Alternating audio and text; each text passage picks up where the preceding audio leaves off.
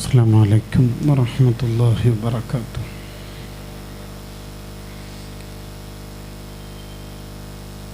ബിസ്മില്ലാഹി വൽഹംദുലില്ലാഹ് വസ്സലാത്തു വസ്സലാമു അലാ റസൂലില്ലാഹ് വഅലാ ആലിഹി വസഹ്ബിഹി ബിറദ്വാനില്ലാഹ്. അമ്മാ ബഅദ്. ഫഖദ് ഖാല അൻ-നബിയ്യു സ്വല്ലല്ലാഹു അലൈഹി വസല്ലം ദിക്റുൽ അംബിയാഇ മിനൽ ഇബാദ വദിക്റുസ് സ്വാലിഹീന കഫാറ. യാ സയ്യിദി യാ റസൂലല്ലാഹി ഖുദ് ബിയദി മാ ലി സിവാക വലാ അൽവി അലാ ഹദി യാ മൻ യഖൂമു മഖാമൽ ഹംദി മുൻഫരിദ ലിൽ വാഹിദിൽ ഫർദി ലം യൂലദ് വലം യലിദ് മൗലായ സല്ലി വസല്ലിം ദായിമൻ അബദ അലാ ഹബീബിക ഖൈറുൽ ഖൽഖി കുല്ലിഹിം. അല്ലാഹു സുബ്ഹാനഹു തആല നമ്മുടെ മജ്ലിസ് സ്വീകരിക്കുമാറാവട്ടെ. നല്ല കാര്യങ്ങൾ പറയാനും പഠിക്കാനും അത് ജീവിതത്തിൽ പകർത്തി ഈമാനോടെ ജീവിച്ച് ഈമാനോടെ മരണപ്പെടാനും ഈ സദസ്സ് അള്ളാഹു ഒരു കാരണമാക്കി തരുമാറാവട്ടെ. വേദിയിലും സദസ്സിലുമായിട്ടുള്ള സാദാത്തുക്കൾ, ഉസ്താദുമാർ,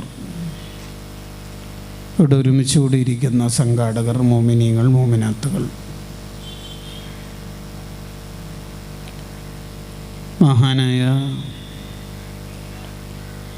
സയ്യിദ് മൗലൽ ബുഖാരി ഖദ്ദസല്ലാഹു സിർറഹ്, അവിടുത്തെ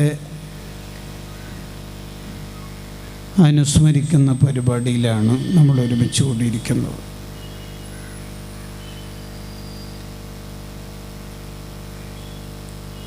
മൻ അർറഖ അഹദൻ മിൻ അഹ്ലിൽ ഫദ്ലി വൽ കമാലി ഫഹുവ ഫീ ശഫാഅത്തിഹി. മഹാന്മാരെ അനുസ്മരിക്കുന്നത്, അവരുടെ ചരിത്രങ്ങൾ പറയുന്നതും കേൾക്കുന്നതുമെല്ലാം അവരുടെ ശഫാഅത്ത് ലഭിക്കാനുള്ള ഒരു വഴിയായി കിതാബുകൾ നമ്മോട് പഠിപ്പിക്കുന്നുണ്ട്. മോമിനീങ്ങളുടെ, മുസ്ലിമീങ്ങളുടെ ജീവിതത്തിൻ്റെ മുന്നോട്ട് പോകലുകൾക്കുള്ള ഏറ്റവും വലിയ ഊർജം തന്നെ മഹാന്മാരുടെ പേരിലുള്ള അനുസ്മരണ സംഗമങ്ങളും മാലയും മൗലിദുകളും അത്തരത്തിലുള്ള ഓരോ സംവിധാനങ്ങളുമാണ് എന്ന് പറയേണ്ടതില്ലല്ലോ. എന്തിനാണ് നമ്മൾ മഹാന്മാരെ അനുസ്മരിക്കുന്നത്? ചിലർ വിചാരിക്കുന്നത് പോലെ നമുക്കാരെയും ഓർക്കേണ്ടതില്ല, ഓർമ്മിക്കേണ്ടതില്ല എന്ന് കരുതി പോയാൽ മതിയോ? പോരാ. കാരണം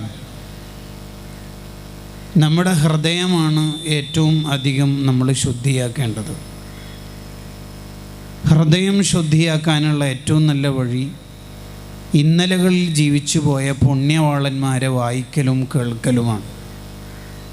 ഉദാഹരണത്തിന്, കുറച്ചധികം സ്വതക്ക ചെയ്യുകയോ നിസ്കരിക്കുകയോ നോമ്പനുഷ്ഠിക്കുകയോ മറ്റു സുഹൃതങ്ങൾ ചെയ്യുകയോ ചെയ്ത ഒരാൾ ഞാൻ അത്യാവശ്യം ഇബാദത്ത് ചെയ്തിട്ടുണ്ട് എന്ന് തോന്നുമ്പോൾ അയാൾക്ക് അയാൾ പിഴക്കാൻ, അല്ലെങ്കിൽ ഇബ്ലീസിനെ അയാളെ പിഴപ്പിക്കാൻ വളരെ എളുപ്പമാണ്. അദ്ദേഹത്തിനുള്ള നന്നാവാനുള്ള ഒരു മെഡിസിനാണ് ചരിത്രം വായിക്കുക, മഹാന്മാരെ പഠിക്കുക എന്നുള്ളത്. ഉദാഹരണം പറഞ്ഞാൽ, റമദാനിൻ്റെ 30 ദിവസവും 20 റക്അത്ത് തറാവീഹ് നിർവഹിച്ച ഒരാൾക്ക് തോന്നുകയാണ് 30 × 20 600 റക്അത്ത്. സുബ്ഹാനല്ലാഹ്. അപ്പോൾ അയാൾക്ക് സ്വന്തത്തെക്കുറിച്ച് ഒരു വലിപ്പം തോന്നുമ്പോഴാണ് ഡെയിലി 300 നിസ്കരിച്ച സാബിത്ത് ബിൻ അസ്ലമുൽ ബുനാനി റളിയല്ലാഹു അൻഹുവിൻ്റെ ചരിത്രം വായിക്കണത്. ഡെയിലി 200 റക്അത്ത് സുന്നത്ത് നിസ്കരിച്ച ഹദ്ദാദ് ഇമാമിനെ വായിക്കുന്നത്. ഡെയിലി 400 റക്അത്ത് സുന്നത്ത് നിസ്കരിക്കുന്ന റാബിയത്തുൽ അദവിയ്യ റളിയല്ലാഹു അൻഹയെ വായിക്കണത്. ഡെയിലി അതിലധികം നിസ്കരിച്ചു പോകുന്ന കഹ്മസ് ബിൻ ഹസനു തൈമി തങ്ങളുടെ ചരിത്രം സിയറു അലാമിൻ നുബലയിൽ നിന്ന് വായിക്കുന്നത്. അപ്പോൾ അയാളുടെ കിബറൊക്കെ പോകും. അയാൾക്കുണ്ടാവാൻ സാധ്യതയുള്ള റിയ ഒക്കെ ഇല്ലാതാവും. ചരിത്രം യഥാർത്ഥത്തിൽ ഒരാളുടെ ഹൃദയം ശുദ്ധിയാക്കാൻ പറ്റിയ ഏറ്റവും നല്ല വഴിയായി ഇബ്നു അബ്ദുൽ ബർ റഹിമഹുല്ല അവിടുത്തെ കിതാബിൽ എഴുതി വെക്കുന്നുണ്ട്. ഉദാഹരണം പറഞ്ഞാൽ, ഒരു വീട്ടിൽ എല്ലാവരും പാടെ ഇരുന്നിട്ട് ബിസ്മിയും ഹംദും സ്വലാത്തും നൽസലാമും പിന്നെ ബില്ലിന് ഫീസത്ത് മാല ഞാൻ തുടങ്ങിയിടുന്നേ അങ്ങനെ പാടി പോകുമ്പോഴാണ് ആയിരക്കണക്കിന് ഖത്മുകൾ ഓതി തീർത്ത നഫീസ ബീവിയെ വായിച്ചു തീർക്കാൻ നമുക്ക് പറ്റുന്നത്. അപ്പോൾ നമ്മൾ and miles to go before I sleep എന്ന് പറഞ്ഞ പോലെ നമുക്കൊരുപാട് സഞ്ചരിക്കാനുണ്ടെന്ന ബോധ്യം നമ്മൾ തന്നെ നമ്മളോട് പറയാൻ ശ്രമിക്കും. ചരിത്രം കൂടുതൽ വായിക്കുമ്പോൾ, മാല മൗലിദുകൾ ചൊല്ലുമ്പോൾ അതിൻ്റെ അർത്ഥതലങ്ങൾ നമ്മുടെ ഹൃദയത്തെ ശുദ്ധിയാക്കാൻ തീർച്ചയായിട്ടും നമ്മുടെ മുന്നിലുണ്ടാവും. ഇത് പറ്റില്ലെന്നും പാടില്ലെന്നും പറയുന്നവരായിരിക്കും വി ആർ ഈക്വൽ. എന്ത് മുഹിയുദ്ദീൻ ഷെയ്ഖ്, എന്ത് മൗലൽ ബുഖാരി, നമ്മൾ അവരൊക്കെ മനുഷ്യന്മാരല്ലേ, അള്ളാൻ്റെ അടിമകളല്ലേ. ഈ ചിന്ത എന്തുകൊണ്ടാണ് വരുന്നത്? പുണ്യവാളന്മാരെ അംഗീകരിക്കാത്തത് എന്തുകൊണ്ടാണ്? അയാൾക്കൊരു ഈഗോ വരുമ്പോഴാണ്, അയാളുടെ ഹൃദയത്തിന് പ്രശ്നങ്ങൾ ഉണ്ടാകുമ്പോഴാണ്. അപ്പോൾ ചരിത്രങ്ങൾ നമ്മൾ വായിച്ചുകൊണ്ടിരിക്കണം. രണ്ടാമത്തെ ഒരു നേട്ടം, നമുക്ക് നന്നാവാനുള്ളൊരു വഴി മഹാന്മാരുടെ ചരിത്രം വായിക്കുക എന്നതാണ് എന്ന് പറയാനുള്ള കാരണം, മഹാന്മാരായത് എങ്ങനെയാണെന്ന് പഠിക്കണമെങ്കിൽ അവർ ചരിത്രം വായിക്കണ്ടേ. ബിമനിൽ തഹാദിഹിൽ മൻസിലത്തിൽ ആലിയ, എങ്ങനെയാണ് ഇത്രയും വലിയ സ്ഥാനം നിങ്ങൾ കൈവരിച്ചത് എന്ന് മഹാന്മാരോട് ചോദിക്കുമ്പോൾ അതിൻ്റെ ഉത്തരങ്ങൾ അറിയുമ്പോഴല്ലേ നമുക്കും നന്നാവാനുള്ള സ്റ്റെപ്പുകളെ മനസ്സിലാക്കാൻ പറ്റുള്ളൂ. ഓരോ മഹാൻ്റെ സ്ഥാനം തിരിച്ചറിഞ്ഞാലല്ലേ നമുക്കവരെ വേണ്ട വിധത്തിൽ ബഹുമാനിക്കാൻ പറ്റുള്ളൂ. സ്വഹാബത്തിന് മനസ്സിലാക്കേണ്ടതുപോലെ മനസ്സിലാക്കണ്ടേ, താബിഈങ്ങളെ പഠിക്കണ്ടേ, അതിന് ചരിത്രം വായിക്കണം. ചരിത്ര വായനയുടെ മഹത്വങ്ങൾ മുഴുവനും വിശദീകരിച്ചുകൊണ്ട് സഹാവി ഇമാമിന് ഒരു കിതാബ് തന്നെ ഉണ്ട്. തഹ്ദീബുൽ അസ്മാ വൽ ലുഗാത്തിൻ്റെ തുടക്കത്തിൽ ഇമാം നവവി റഹിമഹുല്ല ഗംഭീരമായി അത് വിശദീകരിക്കുകയും ചെയ്യുന്നുണ്ട്. ഞാനിപ്പോൾ അതിൻ്റെ ഒരു വ്യത്യസ്ത എലമെൻസുകളിലേക്ക് പോകുകയല്ല, ഒരാമുഖത്തിന് വേണ്ടി സൂചിപ്പിക്കുകയാണ്. മഹാന്മാരെ നമ്മൾ വായിച്ചുകൊണ്ടിരിക്കണം. അപ്പോഴാണ് നമ്മുടെ ഹൃദയം ശുദ്ധിയാവുക. അതിലപ്പുറത്ത് അവരുടെ ശഫാഅത്ത് നമുക്ക് ലഭിക്കുക, അവരുടെ ഇഷ്ടം നമുക്ക് വായിക്കാൻ പറ്റുക. അള്ളാഹു തൗഫീഖ് നൽകുമാറാവട്ടെ. മൗലൽ ബുഖാരി തങ്ങളുടെ മദത് ലഭിക്കുന്ന സദസ്സായി അള്ളാഹു നമ്മുടെ സദസ്സ് കബൂൽ ചെയ്യുമാറാവട്ടെ. ഒരു മാസം നോമ്പനുഷ്ഠിച്ച് തെറ്റുകുറ്റങ്ങളെല്ലാം പൊറുക്കാൻ അള്ളാഹുവിനോട് താണുകേണ് അപേക്ഷിച്ച് പരമാവധി ചെയ്യാനാവുന്നതിൻ്റെ ഓരോ ഘട്ടങ്ങളിലും ഇബാദത്തുകൾ നിർവഹിച്ച് ഒരു മഹാനെ അനുസ്മരിക്കുന്ന വേദിയാണ് എന്നതുകൊണ്ട് തന്നെ ദുആഇന് ഏറെ ഇജാബത്ത് സാധ്യത കൽപ്പിക്കുന്ന ഒരു സദസ്സാണ്. ദുആഇന് ഇജാബത്ത് നമുക്ക് പ്രതീക്ഷ ഉണ്ടാകുമ്പോഴെല്ലാം 3 കാര്യങ്ങളാണ് അള്ളാഹുവിനോട് ചോദിച്ചു വാങ്ങേണ്ടത്. ഒന്ന്, അള്ളാഹുവിൻ്റെ പൊരുത്തം, അള്ളാഹുവിൻ്റെ ഇഷ്ടം. 2, കഴിഞ്ഞ കാലങ്ങളിൽ സംഭവിച്ചു പോയ തെറ്റുകുറ്റങ്ങൾ പുറത്തു കിട്ടാൻ മഗ്ഫിറത്തും മിനല്ലാഹ്. 3, ഈ ലോകത്തുനിന്ന് അവസാന ശ്വാസം വലിച്ചു പോകുമ്പോൾ ഹുസ്നുൽ ഖാത്തിമ, ഈമാനോടുള്ള മരണം. സയ്യിദുനാ മൗലൽ ബുഖാരി ഖദ്ദസല്ലാഹു സിർറ, ആ മഹാൻ്റെ നാട്ടിലാണ് ഞാൻ താമസിക്കുന്നത്. മൗലൽ ബുഖാരി തങ്ങൾ അന്ത്യവിശ്രമം കൊള്ളുന്ന നാട്ടിൽ നിന്ന് മൗലാ തങ്ങൾ അനുസ്മരിക്കുന്ന നാട്ടിലേക്ക് വരുമ്പോൾ തന്നെ ഒരു അഭിമാനം തോന്നുകയാണ്. അവിടുത്തെ മദദ് കൊണ്ട്, അവിടുത്തെ ബർക്കത്ത് കൊണ്ട് ഈ 3 കാര്യങ്ങളും നേടിയെടുക്കുന്നവരായി നമ്മളെ നീ സ്വീകരിക്കണേ റഹ്മാനെ. ദോഷങ്ങളൊക്കെ പുറത്ത് അള്ളാഹുവിൻ്റെ പൊരുത്തം സമ്പാദിച്ച് ഹുസ്നുൽ ഖാത്തിമ, ഈമാനോടുള്ള മരണം ലഭിക്കുന്നവരായി നമ്മെ നീ ഖബൂലാക്കണേ റഹ്മാനെ. വിഷയത്തിലേക്ക് കടക്കുകയാണ്. റമദാനിനെ ഏറ്റവും നല്ല മാസമായി വിശേഷിപ്പിക്കുന്നതിന് കുറേ കാരണങ്ങളുണ്ട്. അഥവാ റമദാനിൽ കുറേ മഹത്വങ്ങളുണ്ട്. സ്വർഗവാതിലുകൾ തുറന്നു കടന്ന, നരകവാതിലുകൾ കൊട്ടിയടക്കപ്പെട്ട, നന്മകൾക്ക് ഇരട്ടി പ്രതിഫലമുള്ള, സുന്നത്തിന് ഫർളിൻ്റെയും ഫർളിന് 70 ഫർളിൻ്റെയും കൂലിയുള്ള, ഒരു തസ്ബീഹിന് 1000 തസ്ബീഹിൻ്റെ പ്രതിഫലം ലഭിക്കുന്ന, അതിലെല്ലാം അപ്പുറത്ത് പിശാചിനെ തന്നെ കെട്ടിയിടുന്ന ഒരു മാസമായിരുന്നു വിശുദ്ധ റമദാൻ. സോഷ്യൽ മീഡിയയിലും മറ്റും റമദാനാകുമ്പോൾ നമുക്ക് തന്നെ എൻഗേജ് ആവാൻ ഒരു മടിയായിരിക്കും. ഇപ്പോൾ അതിൻ്റെ കെട്ടുകൾ പതിയെ പതിയെ അഴിഞ്ഞതായി നമുക്ക് തന്നെ ഫീൽ ചെയ്യുന്നുണ്ടാവും. റമദാൻ ഒരു വല്ലാത്ത മാസമായിരുന്നു. റമദാൻ ഒരു മാസക്കാലത്തെ ട്രെയിനിങ്ങായി നമ്മൾ കാണുമ്പോൾ ആ മാസത്തിൽ നേടിയെടുത്തതൊന്നും അടുത്ത റമദാൻ വരെ നഷ്ടപ്പെടാതിരിക്കാനുള്ള ജാഗ്രതയാണ് നമുക്ക് ഓരോരുത്തർക്കും ഉണ്ടാവേണ്ടത്. റമദാൻ കഴിഞ്ഞിട്ടുള്ള 6 മാസക്കാലം കഴിഞ്ഞ റമദാൻ സ്വീകരിക്കണേ അല്ലാ എന്നായിരുന്നു മഹാന്മാരുടെ ദുആ ഉണ്ടായിരുന്നത്. അറിയാതെ നമ്മുടെ മെഹ്റാബിൽ നിന്ന് ആരെങ്കിലും റമദാൻ അനുകൂലമാക്കണേ എന്ന് ഇപ്പോൾ ദ്വാർന്നാൽ നമ്മൾ അന്തം വിടും. സുബ്ഹാനല്ലാഹ്, ഇയാളെന്താ റമദാൻ തീർന്ന് അറിഞ്ഞിട്ടില്ലേ, ഇപ്പം ദ്വാർക്കണം ആലോസതേ എന്ന ചോദ്യമായിരിക്കും നമുക്കുണ്ടാവുക. മഹാന്മാര് 6 മാസക്കാലം ദുആ ചെയ്യും, ഈ കഴിഞ്ഞ റമദാൻ നീ ഖബൂലാക്കണേ റഹ്മാനേ. പിന്നീടുള്ള മാസക്കാലം പിന്നെ അവരെന്താ ദുആ ചെയ്യുക? അടുത്ത റമദാൻ നമുക്ക് നൽകണേ, വബല്ലിഗ്നാ റമദാൻ. വർഷത്തിലെ മുഴുവൻ കാലത്തും അവരുടെ നാവിലും ചിന്തയിലും ഉള്ള മാസമാണ് റമദാൻ. ഈ കഴിഞ്ഞ റമദാൻ നമ്മളെക്കുറിച്ച് അള്ളാഹുവിനോട് എന്തു പറയും?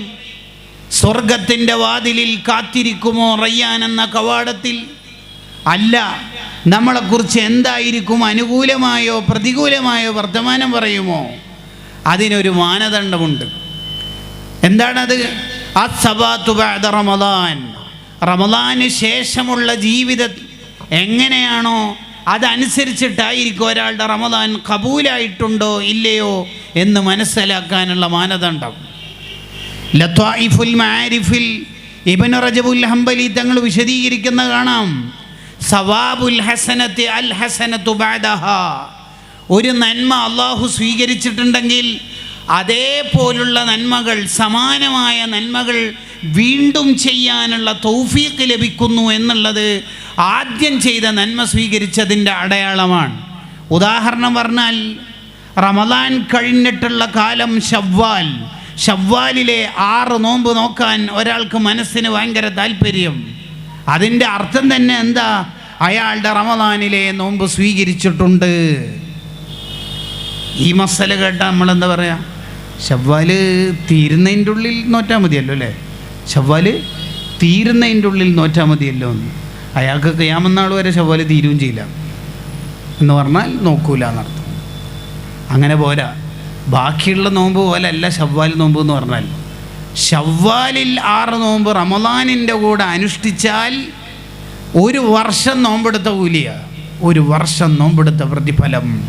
അതെ, 1ന് 10 റമദാനിൽ 30. 29 30 ഒന്നും പ്രാധാന്യമുള്ള കാര്യമല്ല, 1 മാസം എന്നുള്ള കണക്കാക്കല.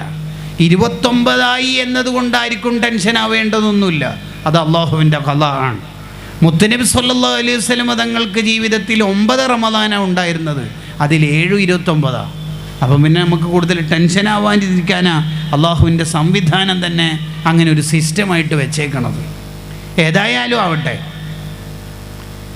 ഒന്നിന് 10 ആകുമ്പോൾ 30 × 10 300, 6 × 10 60, വർഷത്തിൽ 360 ചില്ലറല്ലേ ഒരു വർഷം നോമ്പെടുത്ത കൂലി. അപ്പോൾ ഒരാൾക്ക് സംശയം ഉണ്ടാവും, അത് എല്ലാ മാസവും 3 നോമ്പെടുത്താൽ പോരെ?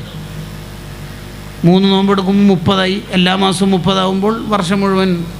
അങ്ങനെ എല്ലാ മാസവും നോമ്പെടുത്താൽ സുന്നത്തോമ്പിൻ്റെ കൂലിയെ കിട്ടുള്ളൂ. ഒരു വർഷം സുന്നത്ത് നോമ്പെടുത്ത കൂലി. ഇതങ്ങനല്ല, ഒരു വർഷം ഫർള് നോമ്പെടുത്ത പ്രതിഫലം. യഥാർത്ഥത്തിൽ ശവ്വാൽ നോമ്പിനേക്കാൾ മഹത്വമുണ്ട് അറഫ നോമ്പിന്, എന്നാലും അത് സുന്നത്ത് നോമ്പെടുത്ത കൂലിയെ കിട്ടല്. യഥാർത്ഥത്തിൽ ശവ്വാൽ നോമ്പിനേക്കാൾ മഹത്വമുണ്ട് ആശൂറായിന്. ഈ നോമ്പിന് വലിയ മഹത്താണ് സംഭവം.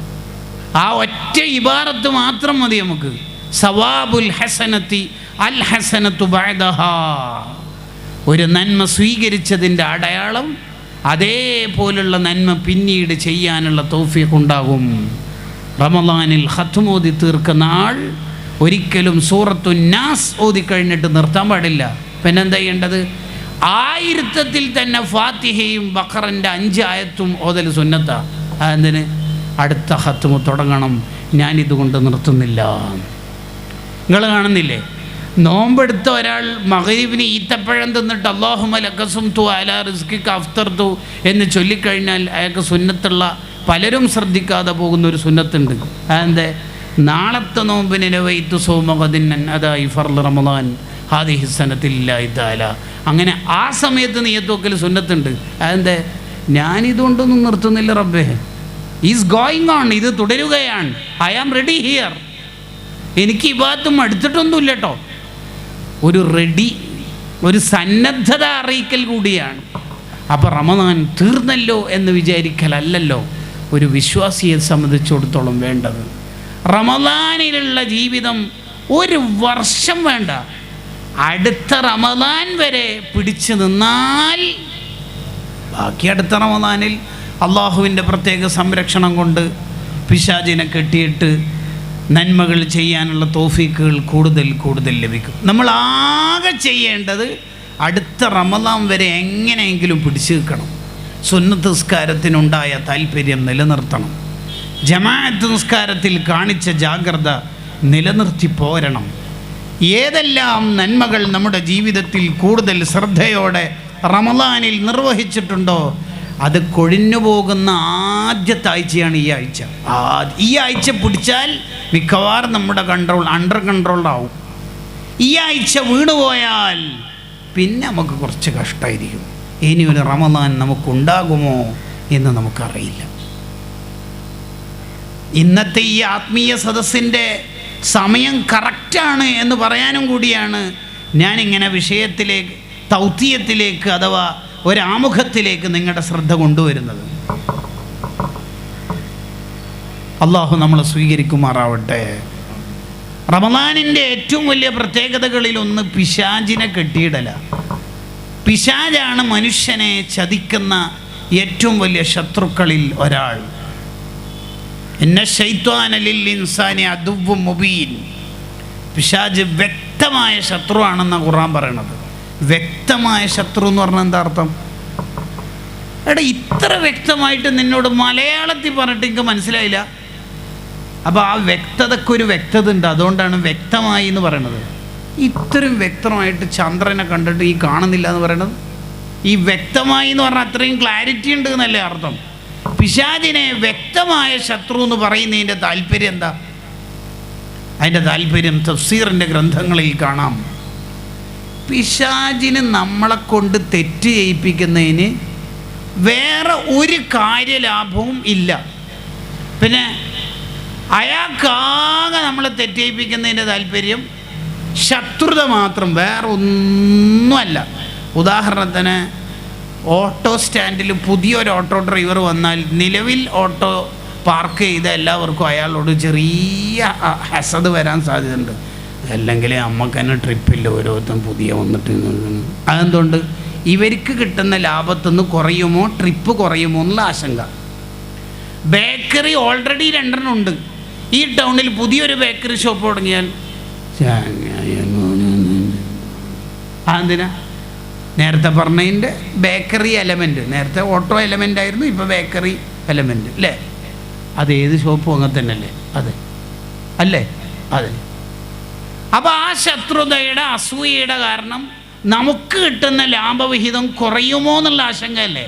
അതെ. ഇബ്ലീസിന് അങ്ങനെ എന്തെങ്കിലും ആശങ്ക ഉണ്ടോ? ഒരാൾ തഹജ്ജുദ് നിസ്കരിച്ചുകൊണ്ട് ഇബ്ലീസിന് ഇപ്പം എന്നാ? ഒരാളെ ഈമാനില്ലാണ്ട് മരിപ്പിച്ചുകൊണ്ട് ഇബ്ലീസിന് എന്താ കാര്യം? ഒരാളെ ഹറാമ് ചെയ്യിപ്പിച്ചുകൊണ്ട് ഇബ്ലീസിന് എന്താ കാര്യം? ഒരു കാര്യമില്ല. പിന്നെന്താ? ഇബ്ലീസിൻ്റെ ഒറ്റ താല്പര്യം, ഇബ്ലീസിന് ശത്രുത, വേറെ ഒരു കാര്യമില്ല. നമ്മളങ്ങ് നശിക്കണം, നമ്മളങ്ങ് നരകത്തിലെത്തണം. ഇത് മലയാള ഭാഷ പോലെ വ്യക്തമാക്കി പറഞ്ഞു തരികയാണ്. ഇതാ ഇബ്ലീസ് നിങ്ങളെ കഠിന ശത്രുവാണ് കേട്ടോ, വ്യക്തമായ ശത്രുവാണ്. നിങ്ങൾക്ക് തന്നെ ചിന്തിച്ചാൽ മനസ്സിലാവും ഇയാൾ ശത്രുവാണ്. കാരണം നമ്മളുടെ ഉറങ്ങാൻ നേരത്തുള്ള വുളു എടുക്കാൻ പോകുമ്പോൾ ഇബ്ലീസ് നമുക്ക് തോന്നിപ്പിക്കുകയാണ് തണുപ്പല്ലേ, വുളു വേണോ. എന്താ ഇപ്പം ഇബ്ലീസിന് നമ്മൾ വുളു എടുത്താൽ ഇബ്ലീസിന് എന്തോ ജലദോഷം പിടിക്കോ? ഇല്ല. പിന്നെന്തിനാ? നമ്മളുടെ ഈ ഭാഗത്ത് കുറക്കണം. നമ്മളിപ്പോൾ സ്വതക്കം കൊടുക്കാൻ ഉദ്ദേശിച്ചു, വാട്സപ്പിൽ ഇങ്ങനെ കാണുകയാണ്, പാവപ്പെട്ട ഒരു പെൺകുട്ടിയുടെ ചികിത്സാ ചെലവിലേക്ക് കഴിയുന്നത് ഏറ്റെടുക്കാം. ആദ്യം നമ്മളോട് ഇബ്ലീസ് തോന്നിപ്പിക്കും കൊടുക്കണ്ട. പിന്നെ നമുക്ക് അറിയുന്ന കുടുംബമാണല്ലോ, പാവമാണല്ലോ എന്ന് വിചാരിച്ച് ആദ്യം വിചാരിച്ച് ഇബ്ലീസ് തോന്നിപ്പിച്ചത് കൊടുക്കണ്ട. രണ്ടാമത് നോക്കണേ, കൊടുക്കാൻ തീരുമാനിച്ചു 10,000.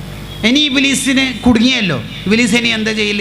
ഇപ്പം കൊടുക്കണ്ടെന്ന് തീരുമാനിപ്പിക്കും. അതെന്തിനാ നോക്കണേ, 2 ദിവസം കഴിഞ്ഞിട്ട് പിന്നെയും ഗ്രൂപ്പ് നോക്കുമ്പോൾ 5,000, 10,000, 5,000, 2,000, 3,000, 1,000. കുറേ ആൾ കൊടുക്കുന്നുണ്ട്, അപ്പോൾ പിന്നെ ഞാൻ 10,000 കൊടുക്കണമെന്നില്ല അല്ലേ? 5,000 ഇബ്ലീസ് നമ്മളെ സ്വതക്കം കുറച്ചു. നാളെ കൊടുക്കാമെന്ന് വിചാരിച്ച് നോക്കുമുണ്ട്, അക്കൗണ്ട് ക്ലോസ് ആക്കിയിട്ടുണ്ട്, ആരും ഇനി സഹായിക്കേണ്ടതില്ല, ക്യാഷ് 1,00,000, 2-3 ലക്ഷം ആയിട്ടുണ്ട്, ചികിത്സ ഫലപ്രദമാവാൻ ദ്വാരണ മതി. ഓക്കെ. ഇബ്ലീസ് ഇപ്പം എന്താ നമ്മൾ ചെയ്തത്? സ്വതക്കം മുടക്കി. ഇതാണ് സംഭവം. ഇതാണ് അദുവ്വും മുബീൻ, വ്യക്തമായ ശത്രു മൂപ്പര്. നമ്മളെ കൊണ്ട് ആകെ മൂപ്പരിക്കുള്ള മുറാദ്, താല്പര്യം, മൂപ്പര് നരകത്തിൽ പോകുമ്പോൾ നമ്മളും കൂടി പോകണം. നമ്മൾ നരകത്തിൽ പോയാൽ മൂപ്പരുടെ നരക ശിക്ഷ കുറയോ? പ്ലീസ് നിൻ്റെ വക നരകത്തിലേക്ക് 10 ലക്ഷം ആൾക്കാരെ കിട്ടിയിട്ടുണ്ട്, എനിക്ക് അതുകൊണ്ട് ഓഫറുണ്ട്. അങ്ങനെ ഓഫർ ഉണ്ടാവോ? 2 ദിവസത്തേക്ക് 3G 4G ഉണ്ടാവോ? ഇല്ല. പിന്നെന്താ ഇബ്ലീസിന് നമ്മളെ നരകത്തിലിട്ടിട്ട് കാര്യം? അതെന്താ കാര്യം എന്ന് പറഞ്ഞാൽ, ഒരാൾ BCom റിസൾട്ട് രജിസ്ട്രേഷൻ നമ്പർ നോക്കിയിട്ട് ക്ലിക്ക് ചെയ്തപ്പോൾ അക്കൗണ്ടൻസിക്ക് തോറ്റു. എന്താ ചെയ്യണം? അപ്പോൾ അടുത്ത ആൾ റിസൾട്ട് നോക്കുമ്പോൾ ഇയാൾ ബേക്കുന്ന ഉള്ളിൽ നിന്ന് ഇങ്ങനെ വിചാരിക്കും, ഓനെയും തോപ്പിക്കണേന്ന്. ഓൻ തോറ്റ ഇവൻ ജയിക്കോ? ഇല്ല. പിന്നെന്താ? ഈ സേഫ് പരീക്ഷ ഒന്നിച്ച് എഴുതാൻ പോകാൻ വേറെ തന്നെ ഒരു രസം. അതാണ്, അത്ര തന്നെ. ഞാനേതായാലും നരകത്തിലാന്ന് ഇബ്ലീസിന് അറിയാം അല്ലേ? അവനെ കുറച്ചാളും കൂടി ഉണ്ടെങ്കിലും ഇന്നൊരു രസമല്ലേ? ഇതാണ് അദുവ്വും മുബീൻ. അള്ളാഹിനോട് പറഞ്ഞാളാ ഇബ്ലീസ്, എന്ത്? ഞാൻ പഴപ്പിച്ചിരിക്കും മനുഷ്യന്മാരെ 4 ഭാഗത്തും പോയിട്ട്, വലതും ഇടതും മുമ്പിലും ബേക്കിലും പോയിട്ട് ഞാൻ പഴപ്പിച്ച്. അള്ളാഹിനോട് പറഞ്ഞാളാണ്. നമ്മുടെ ഉപ്പാപ്പ ആദം നബി അലൈഹി ഇസ്ലാമിനോട് വേണമെങ്കിൽ കഴിച്ചോളി കേട്ടോ സ്വർഗത്തിലെ പഴം, എനിക്ക് നിങ്ങളോടൊരു ഒരു നമ്മൾ ആ ബന്ധത്തുപോലെ പറയണതാണ് കേട്ടോ, നിങ്ങളോട് എനിക്കിപ്പോൾ ദേഷ്യം വെച്ചിട്ട് എന്താ കാര്യം? നാസിഹീനായി അഭിനയിച്ച് തേനൊഴിക്കാൻ ശ്രമിച്ച ആളാവും ഇവര്. നമ്മളെ പഴപ്പിക്കാണ്ടിരിക്കുമോ? ഈ ലഹാരു സിദ്ഖി വൽ മവദ്ദ ഫീ ശറഹി ഖസീദത്തുൽ ബുർദയിൽ ഞാൻ ഈ പറഞ്ഞ വിശദീകരണങ്ങളൊക്കെ കാണാം. ഈ ഇബ്ലീസിനെ 11 മാസം, അല്ല ഏതായാലും 1 മാസം നമുക്ക് കെട്ടിയിട്ട് തന്നിട്ട് അതിൻ്റെ ട്രെയിനിങ് നമുക്ക് തന്നു. ഇനി 11 മാസക്കാലം നമ്മളാണ് കെട്ടിയിട്ടുണ്ട്. അതിനുള്ള 10 വഴികളാണ് പറയണത്. അവലംബിച്ച ഗ്രന്ഥം അൽ മജാലിസുൽ വഅദിയ്യ അഥവാ സുയൂത്തി ഇമാമിൻ്റെ ശിഷ്യനായ ഷംസുദ്ദീൻ സഫീരി റഹ്മത്തുള്ളാഹി എഴുതിയ ബുഖാരിയുടെ സെലക്റ്റഡ് ഹദീസിൻ്റെ വ്യാഖ്യാനം. ആ കിതാബിൽ നിന്ന് തന്നെ പിൽക്കാലക്കാരായ പലരും ഉദ്ധരിച്ചിട്ടുണ്ട്. അൽ മത്ലബു താമുസവി എന്ന ഹിസ്ബുൽ നവവിയുടെ ഷറഹിലും ഇതേ ഇബാറത്ത് തന്നെ കാണാം. പല ഗ്രന്ഥങ്ങളിലും നമുക്കത് കാണാവുന്നതാണ്. പിശാചിൽ നിന്ന് രക്ഷപ്പെടാനുള്ള 10 വഴികൾ. എങ്ങനെയെങ്കിലും രക്ഷപ്പെടണം. ഒരു 11 മാസക്കാലം നമ്മൾ പിടിച്ച് കെട്ടണം. ഈ 10ഉം നമ്മുടെ ജീവിതത്തിൽ ഉണ്ടാക്കണം. എന്നിട്ട് റമദാനിൽ കിട്ടിയ ഒരു മനസ്സിൻ്റെ സുഖം ആത്മീയമായ ഒരു സുഖം നമുക്കുണ്ടാവണം. ആമുഖമായി ഓർമ്മപ്പെടുത്താനുള്ളത്, ഈ ഇബ്ലീസിനടക്കം നമ്മുടെ ജീവിതത്തിലേക്ക് ഡോർ ഓപ്പണാക്കി കൊടുക്കുന്ന ഒരാളുണ്ട്. ആരാണ് അയാൾ? നമ്മുടെ ഹവന്നഫ്സാണ്, നമ്മുടെ ശരീരേച്ഛ എന്ന് പറഞ്ഞാൽ ശരീരത്തിൻ്റെ ദുരാഗ്രഹങ്ങൾ. മൂപ്പര് ഡോർ ഓപ്പണാക്കിയാലേ ഇബ്ലീസിന് എൻട്രി കിട്ടുള്ളൂ. മൂപ്പര് ഡോർ ഓപ്പണാക്കാതിരിക്കണമെങ്കിൽ നമുക്ക് നല്ല ജാഗ്രത ഉണ്ടാവണം. ഇന്നല്ലാഹ ഖബീറും ബിമാ തഅമലൂൻ, ഈ ബോധം നമുക്കുണ്ടാവണം. അള്ളാഹു എന്നെ കാണുന്നുണ്ടെന്ന ചിന്ത വേണം. അള്ളാഹു കാണുന്നു എന്ന് മാത്രമല്ലല്ലോ അതിൻ്റെ അർത്ഥം. ഖബീർ, ഖുബ്റത്ത് എന്ന് പറഞ്ഞാൽ എന്താ അതിൻ്റെ അർത്ഥം? സൂക്ഷ്മമായ എല്ലാ കാര്യങ്ങളും അള്ളാഹുവിനെ അറിയും. അള്ളാഹുവിനെ അറിയാത്ത എന്തെങ്കിലും കാര്യമുണ്ടോ? ഒരു കറുത്ത പാറ, ആ കറുത്ത പാറയിൽ കറുത്ത രാത്രി, ഇരുട്ടുള്ള രാത്രി, ആ ഇരുട്ടുള്ള രാത്രിയിൽ ഒരു കറുത്ത ഉറുമ്പ്, ആ കറുത്ത ഉറുമ്പ് നടന്നു പോകുമ്പോൾ അതിൻ്റെ കാലിൻ്റെ ഇടയിലുള്ള അകലവും നിയന്ത്രിക്കുന്നത് അള്ളാഹുവാണ്. എന്നിട്ടല്ലേ നമ്മൾ ഡിലീറ്റ് ആക്കുന്ന ലിങ്ക്, എന്നിട്ടല്ലേ നമ്മളെ ഫോണ്, എന്നിട്ടല്ലേ നമ്മൾ വാതിലടക്കണ കാര്യം.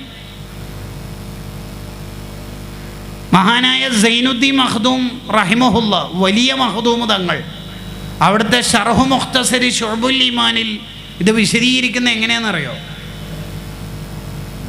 ഒരാളെ സൃഷ്ടിക്കുന്നതിന് മുമ്പ് തന്നെ അയാൾ ഇന്നാലിന്ന ഉപ്പക്ക് ഉമ്മക്ക് ജനിക്കും, അയാളുടെ ഇന്നാലിന്ന പ്രായത്തിൽ, ഇന്നാലിന്ന ഡേറ്റിൽ, ഇന്നാലിന്ന സമയത്ത്, ഇന്നാലിന്ന വിരൽ കൊണ്ട് തലയുടെ ഇന്നാലിന്ന ഭാഗത്ത്, ഇന്നാലിന്ന രൂപത്തിൽ അയാൾ തല ചൊറിയുമ്പോൾ എത്ര മുടിയാണ് ചലിക്കുക എന്ന് അള്ളാഹ് പണ്ടേ കണക്കാക്കിയിട്ടുണ്ട്. എന്നിട്ടല്ല നമ്മൾ ഫോണിൽ ഡിലീറ്റ് ആക്കുന്ന വല്ല കാര്യമായിപ്പോയി. ഇത്രയും അറിയുന്ന റബ്ബല്ലേ നമ്മളെ റബ്ബ്. ഇന്നല്ലാഹ ഖബീറും ബിമാ തഅമലൂൻ, നിങ്ങൾ ചെയ്യുന്നതിന് മുഴുവനും നിങ്ങൾ CCTV നിരീക്ഷണത്തിലാണ്. ഒരാളൊരു ഓഫീസിലെത്തി, അത്യാവശ്യം വിലപിടിപ്പുള്ള വസ്തുക്കളൊക്കെ മേശപ്പുറത്തും പരിസരത്തും ഉണ്ട്. വളരെ വിലപിടിപ്പുള്ള ഒരുപാട് കാര്യങ്ങൾ അവിടെ കാണുന്നുണ്ട്. പരിസരത്ത് നോക്കുമ്പോൾ ആരെയും കാണാനില്ല. അപ്പോഴാണ് ഒരു സ്റ്റിക്കർ അവിടെ കാണുന്നത്, നിങ്ങൾ CCTV നിരീക്ഷണത്തിലാണ്. നോക്കുമ്പോൾ ക്യാമറയൊന്നും കാണുന്നില്ല, പക്ഷെ ആ ഒറ്റ സ്റ്റിക്കർ മതി ഇയാളുടെ ജീവിതം മുഴുവൻ കൺട്രോൾഡ് ആവാൻ. എവിടെയും ക്യാമറ കാണുന്നില്ല, മൂലയിലൊരു ക്യാമറ കാണുന്നുണ്ട്. ആ ക്യാമറ വർക്ക് ചെയ്യുന്നുണ്ടാവില്ല, എന്നാൽ പോലും ഈ സ്റ്റിക്കർ കൊണ്ട് അയാൾ ആകെ അണ്ടർ കൺട്രോളാവും. അല്ലേ? ഇന്നല്ലാഹ ഖബീറും ബിമാ തഅമലൂൻ, നിങ്ങൾ CCTV നിരീക്ഷണത്തിലാണ്. ഇന്ന റബ്ബക ലബിൽ മിർസാദ്. ഈ ആയത്ത് മാത്രം മതി നമ്മളെ ജീവിതത്തിൽ നന്നാവാൻ. വേറെ ഒന്നും നമുക്ക് വേണ്ട, വേറൊന്നും നമുക്ക് വേണ്ട. ഏതൊരു വീഡിയോ ഓൺ ചെയ്യാൻ ഉദ്ദേശിക്കുമ്പോഴും ഇന്നല്ലാഹ ഖബീറും ബിമാ തഅമലൂൻ, ഈ ആയത്ത്, ഈ ആശയം നമ്മുടെ മനസ്സിലുണ്ടായാൽ മതി. ഒരാൾക്ക് വോയിസ് അയക്കുമ്പോൾ, ഒരാൾക്ക് മെസ്സേജ് അയക്കുമ്പോൾ, ഒരാളെ ഫോൺ വിളിക്കുമ്പോൾ, ഏത് കാര്യം ചെയ്യുമ്പോഴും, ഒരു കച്ചവടക്കാരൻ, അദ്ദേഹം ഫ്രൂട്ട്സ് കച്ചവടക്കാരനാണ്. അപ്പോൾ ഒരു സാധാരണക്കാരനായ ഒരാൾ വന്നിട്ട് ചോദിച്ചു, എത്ര ആപ്പിളിന് എത്ര കിലോ? 210. 210 കൊടുത്തു. അപ്പോഴാണ് വേറൊരാൾ, ഒന്നാമത്തെ ആൾ പോയതിന് ശേഷം വരുന്നത്. അയാൾ വന്നത് ഫോർച്യൂണറിലാണ്. എത്ര ആപ്പിളിന്? 300. കാരണം അയാൾ ക്യാഷ് വല്ലേ കാര്യാക്കൂല എന്ന് ഇയാൾക്കറിയാം. നല്ല ആപ്പിൾ 300 രൂപക്ക് എടുത്തു കൊടുത്തു. അപ്പോഴാണ് ഒരു പാവം മനുഷ്യൻ വരുന്നത്. 1 കിലോ ആപ്പിൾ വേണമല്ലോ, 2-3 ചീന ആപ്പിളൊക്കെ എടുത്തു കൊടുത്തു. ഇന്നല്ലാഹ ഖബീറും ബിമാ തഅമലൂൻ എന്നായത്ത് ഇയാൾ ഓതിയിട്ടുണ്ട്, പക്ഷേ ഖത്മ് തീർക്കാനേ ഓതിയിട്ടുള്ളൂ, ജീവിതത്തിൽ പുലർത്താൻ ഓതിയിട്ടില്ല. അതുകൊണ്ടാണ് ഈ വ്യത്യാസങ്ങളൊക്കെ വരുന്നത്. ഇന്നല്ലാഹ ഖബീറും ബിമാ തഅമലൂൻ. ഈ ആപ്പിൾ ഓരോന്നെടുക്കുമ്പോഴും ഇന്നല്ലാഹ ഖബീറും ബിമാ തഅമലൂൻ, ഈ ആയത്ത് ഓർമ്മ ഉണ്ടെങ്കിൽ ഈ ചീന ആപ്പിൾ എടുത്തു കൊടുക്കില്ല, കെട്ട ആപ്പിൾ എടുത്തു കൊടുക്കില്ല. അപ്പോൾ ഒരു ഡോക്ടർ അദ്ദേഹത്തിൻ്റെ അടുത്തേക്ക് വരുന്ന രോഗിക്ക് പ്രിസ്ക്രിപ്ഷൻ എഴുതി കൊടുക്കുമ്പോൾ 2 ഗുളിക അധികം എഴുതി കൊടുക്കുന്നത് ഇന്നല്ലാഹ ഖബീറും ബിമാ തഅമലൂൻ, നിങ്ങൾ CCTV നിരീക്ഷണത്തിലാണ് എന്ന പോലുള്ള ഈ ആയത്തിൻ്റെ ആശയങ്ങളിലേക്ക് ഒരാളുടെ ആലോചന പോകുകയാണെങ്കിൽ ആവശ്യമില്ലാത്ത ഗുളിക എഴുതി കൊടുക്കില്ല. റൂം ഏതായാലും ഇവിടെ വേക്കൻസി ഉണ്ട്, അതുകൊണ്ട് അഡ്മിറ്റ് എഴുതാം, അല്ലെങ്കിൽ ഇത്ര ശതമാനം ഓപ്പറേഷൻ നിർബന്ധമാണെന്ന് മാനേജ്മെൻറ്റ് പറഞ്ഞ സ്ഥിതിക്ക് കൊടുക്കാം, അതൊന്നും അയാൾ ചെയ്യില്ല. കാരണം അയാൾക്ക് ഇന്നല്ലാഹ ഖബീറും ബിമാ തഅമലൂൻ എന്ന ഓർമ്മയുണ്ട്. സദർ സ്ട്രോങ് ആയതുകൊണ്ട്, അല്ലെങ്കിൽ ജനറൽ സെക്രട്ടറി സ്ട്രോങ് ആയതുകൊണ്ട് 7 മണിക്ക് മദ്രസ എത്തുന്നു പണ്ടൊക്കെ. ഇപ്പം അങ്ങനെയൊന്നുമില്ല. ഒന്നും പോരാ നമുക്ക്. അത് ടീച്ചറായാലും ഉസ്താദായാലും മാഷായാലും സ്കൂൾ അധ്യാപകനായാലും ആരായാലും ഇന്നല്ലാഹ ഖബീറും ബിമാ തഅമലൂൻ. ഈ ബോധം ഒരാൾക്കുണ്ടെങ്കിൽ അയാൾക്ക് ഹവൻ നഫ്സിനെ പിടിച്ചു നിർത്താൻ പറ്റും. ഹവൻ നഫ്സിനെ പിടിച്ചു നിർത്താൻ പറ്റും. അള്ളാഹു നിരീക്ഷിക്കുന്നുണ്ടെന്ന ബോധം ഈ വഅദ് പറയുന്ന എനിക്കും കേൾക്കുന്ന നിങ്ങൾക്കും ഉണ്ടെങ്കിൽ ഇവിടെ ഇരുന്നത് മുതലാവും. ഇവിടെ നമ്മൾ എന്തിനാണ് വന്നത് എന്ന ചിന്ത നമുക്കുണ്ടാവും. ഞാനിങ്ങോട്ടേക്ക് വയലിന് ഇങ്ങനെ വരുമ്പോൾ കുറേ സ്ത്രീകൾ ഇങ്ങനെ വരുന്നുണ്ട്. ഞാൻ ഇങ്ങനെ ചിന്തിച്ചു, നമ്മൾ ഉമ്മാൻ്റെയും ഉമ്മാമ്മൻ്റെ ഒക്കെ പ്രായമുള്ള ഉമ്മാമ്മമാരാണല്ലോ വരുന്ന റബ്ബേ, ഇവർക്കടക്കം തഖ്വ ഉണ്ടാക്കി കൊടുക്കാനല്ലേ എന്നെ കണ്ണൂരിൽ നിന്ന് ഇങ്ങോട്ടേക്ക് കൊണ്ടുവന്നത്. എൻ്റെ വർത്തമാനങ്ങളിൽ എവിടെയെങ്കിലും ഒരു തഖ്വയുടെ ശകലം നീ നൽകണേ എന്ന് ദുആ ചെയ്തു. സുബ്ഹാനല്ലാഹ്, ഇല്ലെങ്കിൽ നഷ്ടവും ആഖിറത്തിൽ ഞാൻ കുറ്റക്കാരനാവില്ലേ? 2 തമാശയും 3 ചിരിപ്പിക്കലൊക്കെ നടത്തിയിട്ടാണ് പോയതെങ്കിൽ സുബ്ഹാനല്ലാഹ്. കാരണം സംഘാടകർ സുഭിക്ഷമായ ഭക്ഷണം തന്നു, അപ്പ് ആൻഡ് ഡൗൺ ട്രെയിൻ ടിക്കറ്റും തന്നിട്ടാണ് എന്നെ ഇങ്ങോട്ടേക്ക് കൊണ്ടുവരുന്നത്. സ്വാഗതത്തിൽ ചിലപ്പം ദൂരത്തുനിന്ന് ത്യാഗം സഹിച്ചെന്നെല്ലാം പറയും, ട്രെയിൻ AC വന്നിട്ടേ. ഇന്നല്ലാഹ ഖബീറും ബിമാ തഅമലൂൻ. ഈ ബോധം നമ്മുടെ ഹൃദയത്തിൽ എപ്പോഴും ഉണ്ടാകും. താഴ്വരയിൽ കണ്ട ചെറുപ്പക്കാരനോട്, ആട്ടിടയനായ മനുഷ്യനോട് അബ്ദുല്ലാഹി ഇബ്നു ഉമർ റളിയല്ലാഹു അൻഹുമ ചോദിച്ചല്ലോ, കുറച്ച് പാല് തരാവോ? കുറച്ച് പാല് കറന്നു കൊടുത്തു. അകിട് വീർത്തിരിക്കുന്ന പാല് നിറച്ചുള്ള ആടിനെ ചൂണ്ടിയിട്ട് മഹാനവറുകൾ ചോദിച്ചു, ഈ ആടിനെ എനിക്ക് വിൽക്കാവോ? ഇതെൻ്റെതല്ല, ഞാൻ വെറും ഷെപ്പേർഡ്, ആട്ടിടയൻ മാത്രമാണ്, ഇതിൻ്റെ യജമാനൻ മുതലാളി വേറെ ആളാണ് എന്ന് പറഞ്ഞപ്പോൾ അയാളുടെ ജാഗ്രത അബ്ദുല്ലാഹി ഇബ്നു ഉമർ റളിയല്ലാഹു അൻഹുമക്ക് മനസ്സിലായി. പരീക്ഷിക്കാൻ വേണ്ടി ഒരു ചോദ്യം തൊടുതു വിട്ടു. എന്താ ചോദ്യം എന്നറിയോ? എടാ മോനെ, ഈ ആടിനെ ചെന്നായ പിടിച്ചു, മേയ്ക്കുന്നതിൻ്റെ ഇടയിൽ ചെന്നായ പിടിച്ചു എന്ന് മുതലാളിനോട് പറഞ്ഞാൽ പോരെ? അങ്ങനെയാണെങ്കിൽ കാര്യങ്ങൾ 3 ഉണ്ട്.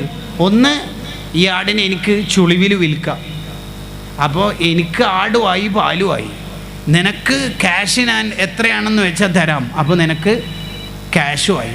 മുതലാളിനോട് പറയാൻ ചെന്നായ പിടിച്ചു എന്ന വാലിഡ് റീസണുമായി, കാരണമായി. അത് മുതലാളി എന്തായാലും അംഗീകരിക്കും. അപ്പോൾ ഈ ആട്ടിടയൻ തിരിച്ചു ചോദിക്കുക, ഓക്കെ, മുതലാളിനോട് അങ്ങനെ പറയാം, എനിക്ക് പണം കിട്ടും, നിങ്ങൾക്ക് ആടും പാലും കിട്ടും, ശരി, എനിക്ക് ഒറ്റൊരു ചോദ്യം ഉണ്ട് അങ്ങോട്ട്. അതെന്താ? മുതലാളിനോട് അങ്ങനെ പറയാം, അള്ളാഹിനോട് എന്താ പറയാ? അതുകൂടി ഒന്ന് പറയും. ഇന്നല്ലാഹ ഖബീറും ബിമാ തഅമലൂൻ. ഇതിനേക്കാൾ വലിയൊരു തഖ്വ മനുഷ്യ ജീവിതത്തിൽ വേറെ ഉണ്ടാവില്ല. ഇന്നല്ലാഹ ഖബീറും ബിമാ തഅമലൂൻ. ഈ ബോധം നമ്മുടെ ഇരുത്തത്തിലും നടത്തത്തിലും ഉണ്ടാവുന്നതിൻ്റെ പേരാണ് തഖ്വ. തഖ്വ തഖ്വ എന്ന്. അത്തഖ്വ ഹൗന. അല്ലാഹുവേ, നമ്മളെല്ലാവരെയും മൗലൽ ബുഖാരി തങ്ങളുടെ ബർക്കത്തുകൊണ്ട് മുത്തഖീങ്ങളിൽ പെടുത്തണേ റഹ്മാനെ. എത്ര കാലം നമ്മൾ ഈ തെറ്റൊക്കെ ചെയ്യുക? എന്താ ഇപ്പോൾ കുറേ തെറ്റൊക്കെ ചെയ്തിട്ട് വേണ്ടത്? നൈമഷികമായ രസത്തിൻ്റെ പിന്നിൽ എന്തിനാണ് നമ്മുടെ ദുനിയാവിൻ്റെ ജീവിതം കളയുന്നത്? ഔലിയാക്കൾ എങ്ങനെയാണ് ദുനിയാവിൻ്റെ ടേസ്റ്റിനോട് താല്പര്യമില്ലാത്ത സാഹിദ് എന്ന ലോകത്തേക്ക് എത്തിയത് എന്നൊരു ചർച്ചയുണ്ട്. മമ്പുറത്തെ തങ്ങളുടെ മകൻ എഴുതിയ മിൻഹാജുൽ ആബിദീൻ എന്ന ഗ്രന്ഥത്തിൻ്റെ മുഖ്തസറിൽ ആ ചർച്ച എവിടെ എത്തുന്നറിയോ? ദുനിയാവിലുള്ള ഏത് സാധനവും കുറച്ച് കിട്ടിയാലും മതിയാവില്ല. കുറച്ച് കിട്ടിയാൽ മതിയാവില്ല, സാറ്റിസ്ഫൈഡ് ആവില്ല. എന്നാൽ പിന്നെ കുറേ കിട്ടിയാൽ മതിയാവോ? ഇല്ല. അതുകൊണ്ട് ദുനിയാവന്നെ വേണ്ടാന്ന് വെച്ചു പോകുന്നു. ഉദാഹരണം പറഞ്ഞാൽ, ഒരാൾക്ക് മാസത്തിലെ സാലറി 20,000. ബോസോ അല്ലെങ്കിൽ മാനേജറോ കമ്മിറ്റിക്കാരോ വന്നിട്ട് പറഞ്ഞ് നിങ്ങളുടെ പെർഫോമൻസ് അടിപൊളിയായതുകൊണ്ട് നിങ്ങൾക്ക് നാളെ അഥവാ അടുത്ത മാസം മുതൽ 25,000 ആക്കിയിട്ടുണ്ട് എന്ന്. ഓക്കെ, താങ്ക്സ്, ജസാക്കല്ലാഹു ഖൈർ. ഓക്കെ, 2 മാസം കഴിഞ്ഞിട്ട് അയാൾ പിന്നെയും വന്നിട്ട് പറഞ്ഞ് നിങ്ങളുടെ പെർഫോമൻസ് പൊളിച്ചിട്ടോ, നിങ്ങളെക്കുറിച്ച് നാട്ടുകാർക്ക് ഭയങ്കര അഭിപ്രായമാണ്, സ്റ്റാഫിനൊക്കെ ഭയങ്കര അഭിപ്രായമാണ്, കസ്റ്റമർക്കൊക്കെ, അതുകൊണ്ട് നിങ്ങൾക്ക് 30,000 ആക്കി. ഇങ്ങനെ മാസാമാസം 5,000 കൂട്ടി ഏതെങ്കിലും കാലത്ത് നമ്മൾ പറയോ എല്ലാ മുതലാളി സാലറി ഞങ്ങൾക്ക് അക്കൗണ്ടിൽ ഇടാങ്ങില്ല, ഞങ്ങൾക്ക് മതി എന്ന് പറയോ? ഇല്ലാലോ. എപ്പോഴെങ്കിലും പറയോ ഞങ്ങൾക്ക് പൈസ മതി, എനിക്ക് തലവേദന എടുക്കുന്നതെന്ന് പറയോ? ഇല്ല. കുറേ കിട്ടിയാൽ മതിയാവോ പൈസ? ഇല്ല. കുറച്ച് കിട്ടിയാൽ എന്തായാലും മതിയാവില്ലല്ലോ? ഇല്ല. എന്നാൽ പിന്നെ ദുനിയാവ് എന്നെ വേണ്ട എന്നതുകൊണ്ടാണ് അവർക്ക് സുഹൃദ് എന്ന ക്വാളിറ്റി വന്നതെന്ന് മൗലാ തങ്ങൾ അവിടെ എഴുതി വെക്കുന്നുണ്ട്. സുഹൃദ് അവർക്ക് ഇന്നലില്ലാഹി ഇബാദൻ ഫുത്തന ത്വല്ലഖുദ്ദുന്യ വഖാഫുൽ ഫീത്തന, അവർക്ക് വേണ്ട. കാരണം കുറേ കിട്ടിയാൽ മതിയാവില്ല. നമ്മളെ മനസ്സിൽ നിന്ന് ഒരിക്കലും പണത്തോടുള്ള ഇഷ്ടം പോവില്ല. ഇപ്പോൾ ഈ വാളിൻ്റെ സദസ്സിൽ വന്ന ഒരാളുടെ കയ്യിൽ നിന്ന് 500 നോട്ടടങ്ങുന്ന 10,000 എമൗണ്ട് കവറിൽ നഷ്ടപ്പെട്ടു. ഇയാളെ എല്ലായിടത്തും പരതി. വാള് കഴിഞ്ഞിട്ട് ലാസ്റ്റ് അയാളാണ് പോയത്. അപ്പോൾ ആരോ സയ്യിദ് അവറുകളോ ഉസ്താദോ ഖാലിയോ ആരോ വന്നിട്ട് പറഞ്ഞു, കാന ഫാത്ത, last is last, leave it, അത് വിട്, അത് മനസ്സിൽ നിന്ന് പോട്. ഉസ്താദ് അങ്ങനെ പറഞ്ഞാൽ ഞാൻ മതിയാക്കി, എനിക്കിനി വേണ്ടാന്ന് പറഞ്ഞു. ഓക്കെ, പിറ്റേന്ന് നമ്മുടെ എല്ലാവരും ഉള്ള ഒരു മഹല്ല് കൂട്ടായ്മയുടെ അല്ലെങ്കിൽ സംഘടനയുടെ സാന്ത്വനത്തിൻ്റെ വാട്സപ്പ് ഗ്രൂപ്പിൽ ഒരു ഫോർവേഡ് മെസ്സേജ്, ഒരു സ്വത്ത് കളഞ്ഞ് കിട്ടിയിട്ടുണ്ട്, കോണ്ടാക്ട് ചെയ്യാം. നമ്മൾ വിളിക്കോ ഇല്ലയോ? വിളിക്കും. അപ്പോൾ ഇന്നലെ അല്ലേ പറഞ്ഞേ ലാസ്റ്റ് ഈസ് ലാസ്റ്റ്, ഞാൻ എൻ്റെ മനസ്സിൽ നിന്ന് വിട്ട്, അത് വിടാൻ കഴിയൂല. പണം അത് മനസ്സിൽ തറച്ചു പോയൊരു സാധനം. അതാണ് മഹാന്മാർക്ക് അത് തറക്കലില്ല. അവർക്ക് പണം ഉണ്ടോയെന്ന് വെച്ചാൽ ഉണ്ടാവും. എവിടെ? കീശയിൽ മാത്രം. അതിൻ്റെ വേക്കിൽ പോവില്ല, ഹൃദയത്തിൽ പോവില്ല. അതിനാണ് സുഹൃദ് എന്ന് പറയാം. പണം ഇല്ലാതിരിക്കലല്ല സുഹൃദ്, പണം വേണ്ടാതിരിക്കലാണ് സുഹൃദ്. നബി സല്ലല്ലാഹു അലൈഹി വസല്ലം തങ്ങൾ വശദ്ദ മിൻ സഖവിൻ, കല്ല് വെച്ച് കെട്ടി. അതിൻ്റെ അർത്ഥം പണം ഇല്ല, ഫുഡില്ല എന്നല്ല. അതാണ് അടുത്ത വരിയിൽ പറയണത്, വഅക്കദത് സുഹദഹു, തങ്ങൾക്ക് ദുനിയാവ് വേണ്ട. കാരണം അതിൻ്റെ മുമ്പുള്ള വരിയിലുണ്ട്, വറാവദത്തുഹുൽ ജിബാലു ശുമ്മു, 5 പർവ്വതങ്ങൾ നബിതങ്ങളോട് വന്നിട്ട് ചോദിച്ചു, സ്വർണ്ണാവട്ടെ, മിൻ ദഹബിൻ, സ്വർണ്ണാവട്ടെ, ഫഅറാഹ അയ്യമശമമി, ഗെറ്റ് ഔട്ട്. സ്വർണം എന്ത് സ്വർണം കണ്ടോ? അവിടെയാണ് ഹദീസ് നമ്മൾ വായിക്കേണ്ടത്. മനുഷ്യർക്ക് 2 പർവ്വതം സ്വർണ്ണമായാലും പിന്നെ വിചാരിക്കും 3ാമതൊരു പർവ്വതം സ്വർണ്ണമാവണമെന്ന്. ഇതിനാണ് ആർത്തി എന്ന് പറയുക. ആർത്തി അത് നമുക്കില്ലാതിരിക്കണം. അതില്ലാതിരിക്കണോ? ദുനിയാവിൻ്റെ രസങ്ങൾ വളരെ ചെറുതാണ് എന്ന് നമ്മൾ വിചാരിക്കണം. ദുനിയാവിലെ ഏത് വലിയ രസവും വളരെ ചെറുതായിരിക്കും. ഉദാഹരണം എങ്ങനെ പറയാം? സ്വഹീൽ ബുഖാരിയിൽ ഒരു ഹദീസ് ഉണ്ട്. നിങ്ങളുടെ ചാട്ടവാർ, നിങ്ങളുടെ ഒരു വടി വെക്കാൻ സ്വർഗത്തിൽ ഒരു സ്പേസ് കിട്ടുക എന്നുള്ളത് ഖൈറുൽ ലക മിനദ് ദുനിയ വമാ ഫീഹാ, ഈ ലോകം മുഴുവനും കിട്ടുന്നതിനേക്കാൾ വലുതാണ്. ഈ ആലപ്പുഴ ജില്ല അല്ല, കേരളമല്ല, ഇന്ത്യ അല്ല, ഈ ഏഷ്യൻ കോണ്ടിനെൻ്റ് അല്ല, ഈ ലോകം മുഴുവനും കിട്ടുന്നതിനേക്കാൾ വലുതാണ് മോനെ ഒരു വടി. ഒരു വടി വെക്കാൻ ഇപ്പം എത്ര സ്ഥലം വേണ്ടത്? ഒരു വടി ഇങ്ങനെ വെക്കാൻ 1 ഏക്കർ വേണോ? 1 സെൻറ്റ് വേണോ? ഒന്നും വേണ്ടല്ലോ. ഈ സ്പീക്കിംഗ് സ്റ്റാൻഡ് വെക്കാനുള്ള സ്പേസ് വേണോ? വേണ്ട. ഒരു വടി വെക്കാൻ ഒരു സ്ഥലം സ്വർഗത്തിൽ കിട്ടുക എന്ന് പറയണത് ലോകം മുഴുവൻ കിട്ടുന്നതിനേക്കാൾ വലുതേ. ഇവിടെ നമുക്ക് 10 ഏക്കർ ഭൂമി വടുതലയിലുണ്ട് എന്ന് വിചാരിക്കുക. ശരി, ഉണ്ട് എന്ന് കരുതുക. ശരി, ഇത് നമ്മൾക്ക് കിട്ടുന്നതിന് മുമ്പ് ആരുടെയോ കയ്യിലല്ലേ? അതെ. നമ്മൾ മരിച്ചു കഴിഞ്ഞാൽ ഈ സ്ഥലം വേറെ ആർക്കോ പോവില്ലേ? കൊണ്ടുപോകില്ല. ഞാൻ ആ സ്ഥലം മൊത്തം ഖബറിലേക്ക് കൊണ്ടുപോകുമോ? ഇല്ല, ഇത് നമുക്ക് സ്ഥിരമായിട്ട് കിട്ടൂല.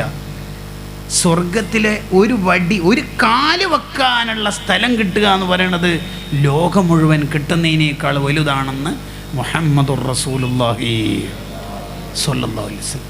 അങ്ങനെ നമ്മൾ ഉഖ്റവിയായ ചിന്തകളിലായി ജീവിക്കുമ്പോൾ ദുനിയാവിൻ്റെ കോസ്മെറ്റിക്സിൻ്റെ പിന്നാലെയോ രസങ്ങളുടെ പിന്നാലെയോ അടിച്ചുപൊളിയുടെ പിന്നാലെയോ +2 എക്സാം കഴിയല്ലേ, അടിച്ചു പൊളിക്കാം, സെൻഡ് ഓഫ് അല്ലേ, അടിച്ചു പൊളിക്കാം എന്നൊരു ചിന്ത നമുക്ക് ഒരിക്കലും ഉണ്ടാവില്ല. കാരണം നമ്മൾ ഇൻസ്റ്റൻറ്റ് ഗ്രാറ്റിഫിക്കേഷന് പകരം ഡിലേഡ് ഗ്രാറ്റിഫിക്കേഷൻ ആഗ്രഹിക്കുന്നവരാ. എന്ന് പറഞ്ഞാൽ വൽ തൻളുർ നഫ്സും മാ ഖദ്ദമത് ലിഗദ്. അതിൻ്റെ ഇടയിൽ ഞാൻ പറയാം, മുന്നിൽ കുറച്ച് കസേര ഒഴിവുണ്ട്, പിന്നിൽ നിൽക്കുന്നവരുമുണ്ട്. അപ്പോൾ നമുക്ക് കയറിയിരുന്നാൽ എല്ലാവർക്കും ഇരുന്നിട്ട് തന്നെ വഅദ് കേൾക്കാം. അൽഹംദുലില്ലാഹ്. ഒരാൾ ബുദ്ധിമാനാവുന്നത് എപ്പോഴാ? ഇസ്ലാമിക കോൺസെപ്റ്റിൽ ഒരാൾ ബുദ്ധിയുള്ള മനുഷ്യനാവുന്നത് എപ്പോഴാ? അൽ കയ്യിസു മൻ ദാന നഫ്സഹു വഅമില ലിമാ ബഅദൽ മൗത്ത്. മരിച്ചതിന് ശേഷമുള്ള ജീവിതത്തിന് വേണ്ടി ഇപ്പോൾ ഉള്ള സുഖങ്ങളെല്ലാം നാളത്തെ സുഖത്തിന് വേണ്ടി മാറ്റിവെക്കണം. അഥവാ ഇൻസ്റ്റൻറ്റ് ഗ്രാറ്റിഫിക്കേഷന് പകരം ഡിലേഡ് ഗ്രാറ്റിഫിക്കേഷൻ കണ്ടെത്തുന്നവനാ ബുദ്ധിമാൻ. +2 പബ്ലിക് എക്സാം വരുമ്പോൾ ഉറക്കൊഴിഞ്ഞ് പഠിക്കുക എന്ന് പറയുന്നത് ഒരു സുഖം ഒഴിവാക്കൽ പരിപാടിയാണ്. ഉറങ്ങേണ്ട സമയത്ത് പഠിക്കുക, ഉറക്കം വരുമ്പോൾ കാല് വെള്ളത്തിലിട്ടിട്ട് പഠിക്കുക. അത് എന്തിനാണ് ഈ സുഖം ഒഴിവാക്കണത്? നാളെ റിസൾട്ട് വരുമ്പോൾ, നാളെ ഡിഗ്രിക്ക് എൻട്രൻസ് ലഭിക്കണമെങ്കിൽ എനിക്ക് ആ സുഖം കിട്ടണമെങ്കിൽ ഇന്ന് ഈ സുഖം ഒഴിവാക്കണം, അല്ലേ? അതെ. അലാറം വെച്ച് എണീക്കണത്, അയാൾ എന്തിനാ അലാറം വെച്ച് എണീക്കണത്? ഇപ്പോൾ ഉറക്ക് കുറച്ചൊന്ന് ഒഴിവാക്കിയാലും നാളെ എക്സാം എഴുതിയിട്ട് മാർക്ക് കിട്ടുമ്പോഴേ എനിക്ക് നാളെ സുഖം അനുഭവിക്കാൻ പറ്റും, എൻ്റെ കരിയർ ഉഷാറാവുള്ളൂ എന്നതുകൊണ്ടാണ്. എന്നതുപോലെ ഈ ദുനിയാവിലെ സുഖങ്ങൾ കുറച്ചൊന്ന് മാറ്റിവെക്കുക, ഹറാമായ സുഖങ്ങളെല്ലാം മാറ്റിവെക്കുക. അടിച്ചു പൊളിക്കാൻ കൂടെ ഉണ്ടായ ആരും എൻ്റെ ഖബറിലേക്ക് ഉണ്ടാവില്ലെന്ന ബോധ്യം നമുക്കുണ്ടാവണം. അടിച്ചു പൊളിക്കാനും തിമിർത്താടാനും +2ൻ്റെ എക്സാം കഴിഞ്ഞ് പിറ്റേന്ന് അല്ലെങ്കിൽ എക്സാം കഴിഞ്ഞ അന്ന് ഇതുവരെ നമുക്ക് വിദ്യ നൽകിയ ഗുരുവര്യന്മാരെ പരിഹസിക്കും വിധത്തിൽ സ്കൂളിലെ ഓരോ വസ്തുക്കളും, വിലപിടിപ്പുള്ള വസ്തുക്കൾ അടിച്ച് തകർത്ത് തിമിർത്താടുന്ന ഈ ചെറിയ ഒരു നിമിഷത്തെ തമ്മാടിത്തമെന്ന് പറയുന്ന സുഖമുണ്ടല്ലോ, അത് വേണ്ടെന്ന് വെക്കണം. എന്തിന്? അതെൻ്റെ കരിയർ കൊളാക്കണ പരിപാടിയാണ്. മതം ഉള്ള ടീച്ചറാണെങ്കിലും ഇല്ലാത്ത ടീച്ചറാണെങ്കിലും ഈശ്വരവാദിയാണെങ്കിലും നിരീശ്വരവാദിയാണെങ്കിലും നമ്മളെ മതത്തിൻ്റെ ഉള്ളിലുള്ള ആളാണെങ്കിലും അല്ലെങ്കിലും അവരെല്ലാം നമ്മുടെ ഗുരുവര്യന്മാരാണ്.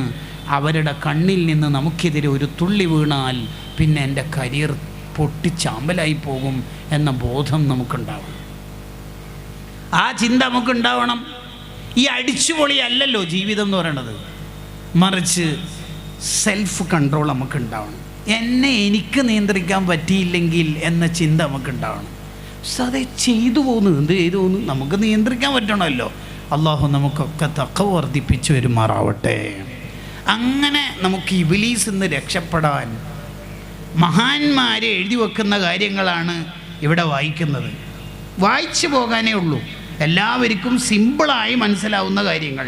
അന്ന അശറത്ത അശിയാഇൻ ഇദാ ഫഅലഹൽ ഇൻസാനു ഹുഫിള മിനശ് ശൈത്വാൻ. 10 കാര്യങ്ങൾ ഒരാളുടെ ജീവിതത്തിൽ ശീലമായി കൊണ്ട് നടക്കുമ്പോൾ അയാൾക്ക് പിശാചിൽ നിന്ന് സംരക്ഷണം ഉണ്ടാവും.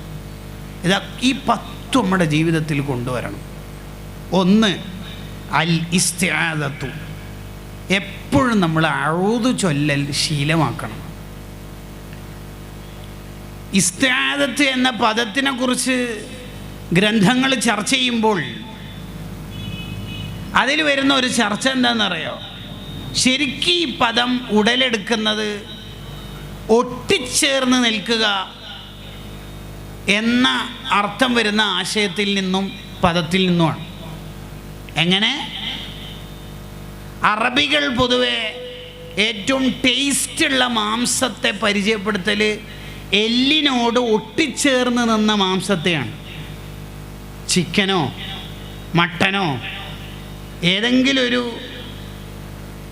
കറി വെച്ചാൽ അല്ലെങ്കിൽ ഫ്രൈ ആക്കിയാൽ ഏറ്റവും ടേസ്റ്റുള്ള മാംസം ഏത് എന്ന് ചോദിച്ചാൽ അവർ പറയും എല്ലിനോട് ഒട്ടിച്ചേർന്ന് നിന്നത്. നേരെ ആ അലുവ കഷ്ണം പോലത്തെ സാധനമല്ല എന്നർത്ഥത്തിൽ എല്ലിനോട് ചേർന്ന് നിൽക്കുന്ന മാംസമാണ് കൂടുതൽ ടേസ്റ്റ് എന്ന് അറബികളുടെ പ്രയോഗങ്ങളിൽ വരാറുണ്ട്. അത് വിശദീകരിച്ചുകൊണ്ട് പണ്ഡിതന്മാർ പറയാം, ഇതേപോലെയാണ് അഊദു എന്ന പദത്തിൻ്റെയും അർത്ഥം. എന്ന് പറഞ്ഞാൽ ഒരു നായയെ കണ്ടിട്ട്, ഒരു പാമ്പിനെ കണ്ടിട്ട് ഒരു LKGയിലെ UKGയിലെ ഒരു പയ്യൻ, ഒരു മോന് ഒരു മോള് ഓടി വന്നിട്ട് ഉമ്മാൻ്റെ പർദ്ദ, ഉമ്മാൻ്റെ മാക്സി, ഉമ്മാൻ്റെ സാരി ഓടി വന്നിട്ട് ഇങ്ങനെ ഒട്ടിച്ചേർന്ന് ഉമ്മാന്ന് പറഞ്ഞിട്ട് ഇങ്ങനെ അഭയം തേടുന്ന പരിപാടി ഉണ്ടല്ലോ, ഈ പരിപാടിയാണ് ശരിക്കും അഊദു എന്ന് പറയണത്. അല്ലാഹ് ഇത് ഈ പിശാച് എന്നെ എത്രയോ റമളാൻ ഞാൻ പിടിച്ചെന്നതാണ് അഊദു ബില്ലാഹി മിനശ് ശൈത്വാനിർ റജീം എന്ന് പറഞ്ഞാൽ ശരിക്കും ഈ പദത്തിൻ്റെ ഉള്ളിലുള്ള അർത്ഥം അള്ളാഹുവിനോട് ഒട്ടിച്ചേർന്ന് നിന്നുകൊണ്ട് എനിക്ക് രക്ഷപ്പെടുത്താൻ വേറെ ആരുമില്ല റബ്ബേ എന്നതുകൊണ്ടാണ്. അങ്ങനെ ഒരാൾ മനസ്സറിഞ്ഞ അഊദു ബില്ലാഹി മിനശ് ശൈത്വാനിർ റജീം എന്ന് ചൊല്ലിയാൽ അയാളുടെയും പിശാചിൻ്റെ ഇടയിൽ 300 മതിലുകൾ അള്ളാഹു സംവിധാനിക്കുമെന്ന് സയ്യിദുന അൽ ഹസനുൽ ബസരി റളിയല്ലാഹു അൻഹു പറയുന്നത് റൂഹുൽ ബയാനിൽ നമുക്ക് വായിക്കാൻ പറ്റും. അങ്ങനെ ഈ 300 മതിലുകളൊക്കെ തകർത്തിട്ട് പിശാച് വരുമ്പോഴേക്ക് നമ്മൾ അടുത്ത അഊദു ചൊല്ലിയിട്ടുണ്ടാവുമല്ലോ. ഒരു അഊദുവിൻ്റെ പവറാണ് പറയണത്. നമ്മൾ മനസ്സറിഞ്ഞ് ചൊല്ലണം. ഏത് ബിസ്മിയുടെയും മുമ്പ് അഊദു ചൊല്ലണം. ഖുർആൻ ഓതുമ്പോൾ, വീട്ടിലേക്ക് കയറുമ്പോൾ, എല്ലാ സമയത്തും അഊദു ചൊല്ലണം. കാരണം നമ്മുടെ ജീവിതത്തിലെ ഓരോ നിമിഷത്തിലെയും ബർക്കത്ത് കളയാനുള്ള ശ്രമം ആണ് ഇബ്ലീസിൻ്റെ ഭാഗത്തുനിന്നുണ്ടാവുക. ഇബ്ലീസ് നമ്മുടെ കൂടെ ഭക്ഷണം കഴിച്ചാൽ എന്താ സംഭവിക്കുക? നമ്മൾ കഴിച്ച ഭക്ഷണം കൊണ്ട് നമുക്ക് ഇബാദത്ത് ചെയ്യാനുള്ള തൗഫീക്ക് കുറയും. നമ്മുടെ സമ്പത്തിലോ എല്ലാത്തിലും ഭയങ്കര പവറല്ലേ. അഊദു ചൊല്ലുമ്പോൾ ഈ പിശാച് ഓടുക എന്ന് പറഞ്ഞാൽ, ഒരാൾ ജീവിതത്തിൽ എല്ലാ ഘട്ടങ്ങളിലും അഊദു ചൊല്ലുന്ന ശീലമുണ്ടെങ്കിൽ അയാൾക്ക് പിശാചിൻ്റെ ശല്യം ഉണ്ടാവില്ല. പിശാചിൻ്റെ ശല്യം ഇല്ലെങ്കിൽ അയാൾ കഴിച്ചിലായില്ലേ, രക്ഷപ്പെട്ടില്ലേ. അതാണ് ഒന്നാമത്തെ കാര്യം. 2 വസാനി അൽ മുഅവ്വിദതൈനി. എൻ്റെ ഈ പ്രസംഗം നിങ്ങൾക്ക് അത്ര കണ്ട് പിടിക്കുന്നില്ല, ക്ലിക്കാകുന്നില്ല, നിങ്ങളെ മുഖം കാണുമ്പോൾ തന്നെ മനസ്സിലാകുന്നുണ്ട്. കാരണം ഈ ഓൺലൈൻ മജ്‌ലിസുകളൊക്കെ വർദ്ധിച്ച കാലത്ത് ഇതുവരെ കേൾക്കാത്ത ദിക്റൊക്കെ പറഞ്ഞാലേ മനുഷ്യന്മാർക്ക് സമാധാനമുള്ളൂ. ഇത് പണ്ടേ അറിയുന്ന അങ്ങനെ ഒരു ഫീലിംഗ് ഉണ്ടോയെന്ന് എനിക്കൊരു ഡൗട്ട്. അങ്ങനെ ഉണ്ടാവാനും പാടില്ല. ആ നിലപാടെന്നെ തെറ്റാണ്. ഹദീസിൽ വാരിതായി വന്ന അയിമ്മത്ത് ഒഫീഷ്യലി പഠിപ്പിച്ച കാര്യങ്ങൾ ജീവിതത്തിൽ ശീലിച്ചാൽ തന്നെ നമുക്കെല്ലാം കിട്ടും. വദ്ദാക്കിരീന അല്ലാഹ കസീറൻ വദ്ദാക്കിറാത്ത് എന്ന ആയത്ത് വിശദീകരിക്കുമ്പോൾ ഇബ്നു സ്വലാഹ് റളിയല്ലാഹു അൻഹു പറയുന്നുണ്ട്, വദ്ദാക്കിരീന അല്ലാഹ കസീറൻ വദ്ദാക്കിറാത്ത്, കൂടുതൽ ദിക്ർ ചൊല്ലുക, അങ്ങനെയുള്ള ആണിനും പെണ്ണിനും സ്വർഗം സംവിധാനിച്ചു എന്ന് പറഞ്ഞാൽ അതിൻ്റെ അർത്ഥം ഒരേ സ്ഥലത്തുനിന്ന് കുറേ ദിക്ർ എല്ലാം ഇപ്പം എല്ലായ്പ്പോഴും എല്ലാവർക്കും കഴിഞ്ഞോളണമെന്നില്ല. അപ്പോൾ പിന്നെ കൂടുതൽ ദിക്റില്ല എന്ന് പറഞ്ഞാൽ അതിൻ്റെ അർത്ഥം എന്നാ? ടോയ്ലറ്റിൽ പോകുമ്പോൾ, വരുമ്പോൾ, ഉറങ്ങാൻ നേരത്ത് ഉറങ്ങി എണീറ്റാൽ, വീട്ടിൽ കയറുമ്പോൾ, വീട്ടിൽ നിന്ന് ഇറങ്ങുമ്പോൾ, ആൾക്കാരെ കണ്ടാൽ, തിന്നുമ്പോൾ, ഇരുന്നാൽ, എണീറ്റാൽ ഈ ദിക്ർ ചൊല്ലിയാൽ തന്നെ മതി കൂടുതൽ ദിക്ർ ചെല്ലുക എന്ന കാറ്റഗറിയിലും ആ ഗ്രൂപ്പിലും പെടാൻ. That's enough. അള്ളാഹു തൗഫീഖ് ചെയ്യട്ടെ. അതന്നെ മതി. അങ്ങനെയുള്ള ഒരു ദിക്റാണ് അൽ മുഅവ്വിദതൈനി, കാവൽ പട്ടാളക്കാരായ 2 സൂറത്തുകൾ. ആ 2 സൂറത്ത് നബി സല്ലല്ലാഹു അലൈഹി വസല്ലം തങ്ങൾ വിശേഷിപ്പിക്കുന്നത് ഇതിനേക്കാൾ ശ്രേഷ്ഠമായ 2 സൂറത്ത് എനിക്കിറങ്ങിയിട്ടില്ല എന്ന് സ്വഹാബത്തിനോട് നബി സല്ലല്ലാഹു അലൈഹി വസല്ലം പഠിപ്പിക്കുന്നുണ്ട്. ഫലഖ്, നാസ്. ആദ്യത്തെ സൂറത്തിൽ 5ഉം രണ്ടാമത്തെ സൂറത്തിൽ 6ഉം ആയത്തുകളാണ്. ഈ 2 സൂറത്തുകൾ ഇറങ്ങുന്നതിൻ്റെ പശ്ചാത്തലം നബി സല്ലല്ലാഹു അലൈഹി വസല്ലം തങ്ങൾക്കെതിരെ അന്നത്തെ ജൂതന്മാർ പല കുതന്ത്രങ്ങളും മെനഞ്ഞുകൊണ്ടിരുന്നു. അതിലൊരു തന്ത്രമായിരുന്നു നബി സല്ലല്ലാഹു അലൈഹി വസല്ലം തങ്ങൾക്കെതിരെ സിഹ്ർ ചെയ്തിട്ട്, മാരണം ചെയ്തിട്ട് നബി തങ്ങളെ ബുദ്ധിമുട്ടിക്കാൻ അവരങ്ങ് ചെയ്തു. നബി തങ്ങളുടെ ചീർപ്പ് യഹൂദിയായ ഒരു ഖാദിമായ ഒരു പയ്യനെ കൊണ്ട് ഒപ്പിച്ച് സെറ്റാക്കിയിട്ട് ആ ചീർപ്പെടുത്തിട്ടാണ് അതിലാണ് അവർ അത് ചെയ്തു വെച്ചത്.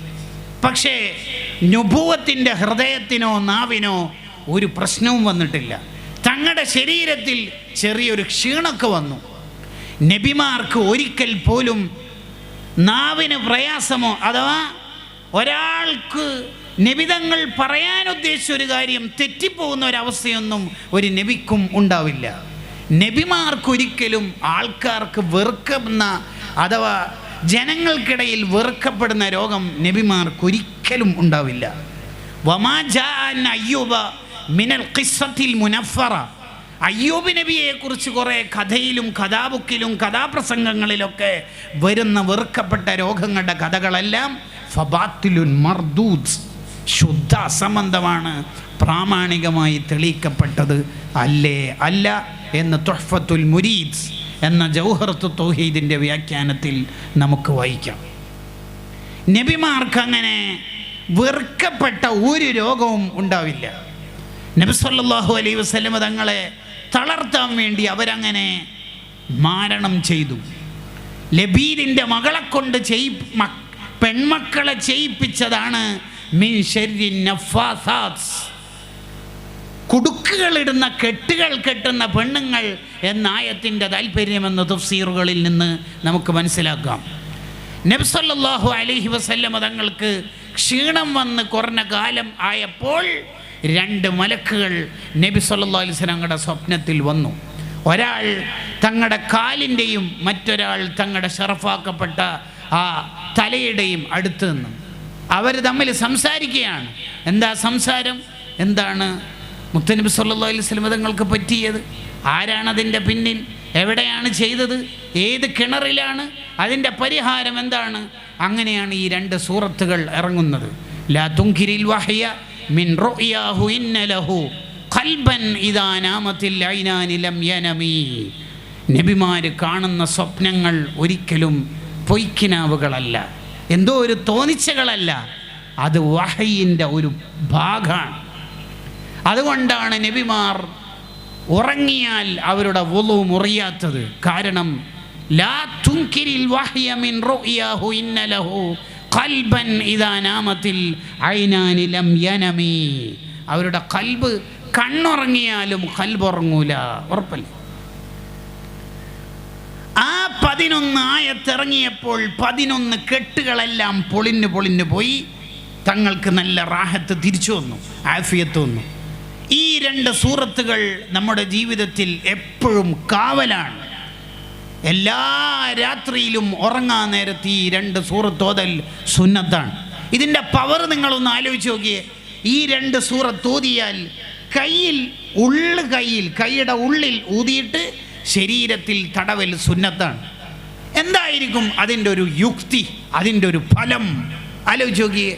ഈ 2 സൂറത്ത് ഓതിക്കഴിഞ്ഞാൽ, ഇപ്പോൾ ഞാൻ ഉദാഹരണത്തിന് ബിസ്മില്ലാഹിർ റഹ്മാനിർ റഹീം ഖുൽ അഊദു ബിറബ്ബിൽ ഫലഖ് ഇതെടുത്തോ, ഓതിയോ സൂറത്ത് എടുത്തോ. ഈ ആയത്തെവിടെ?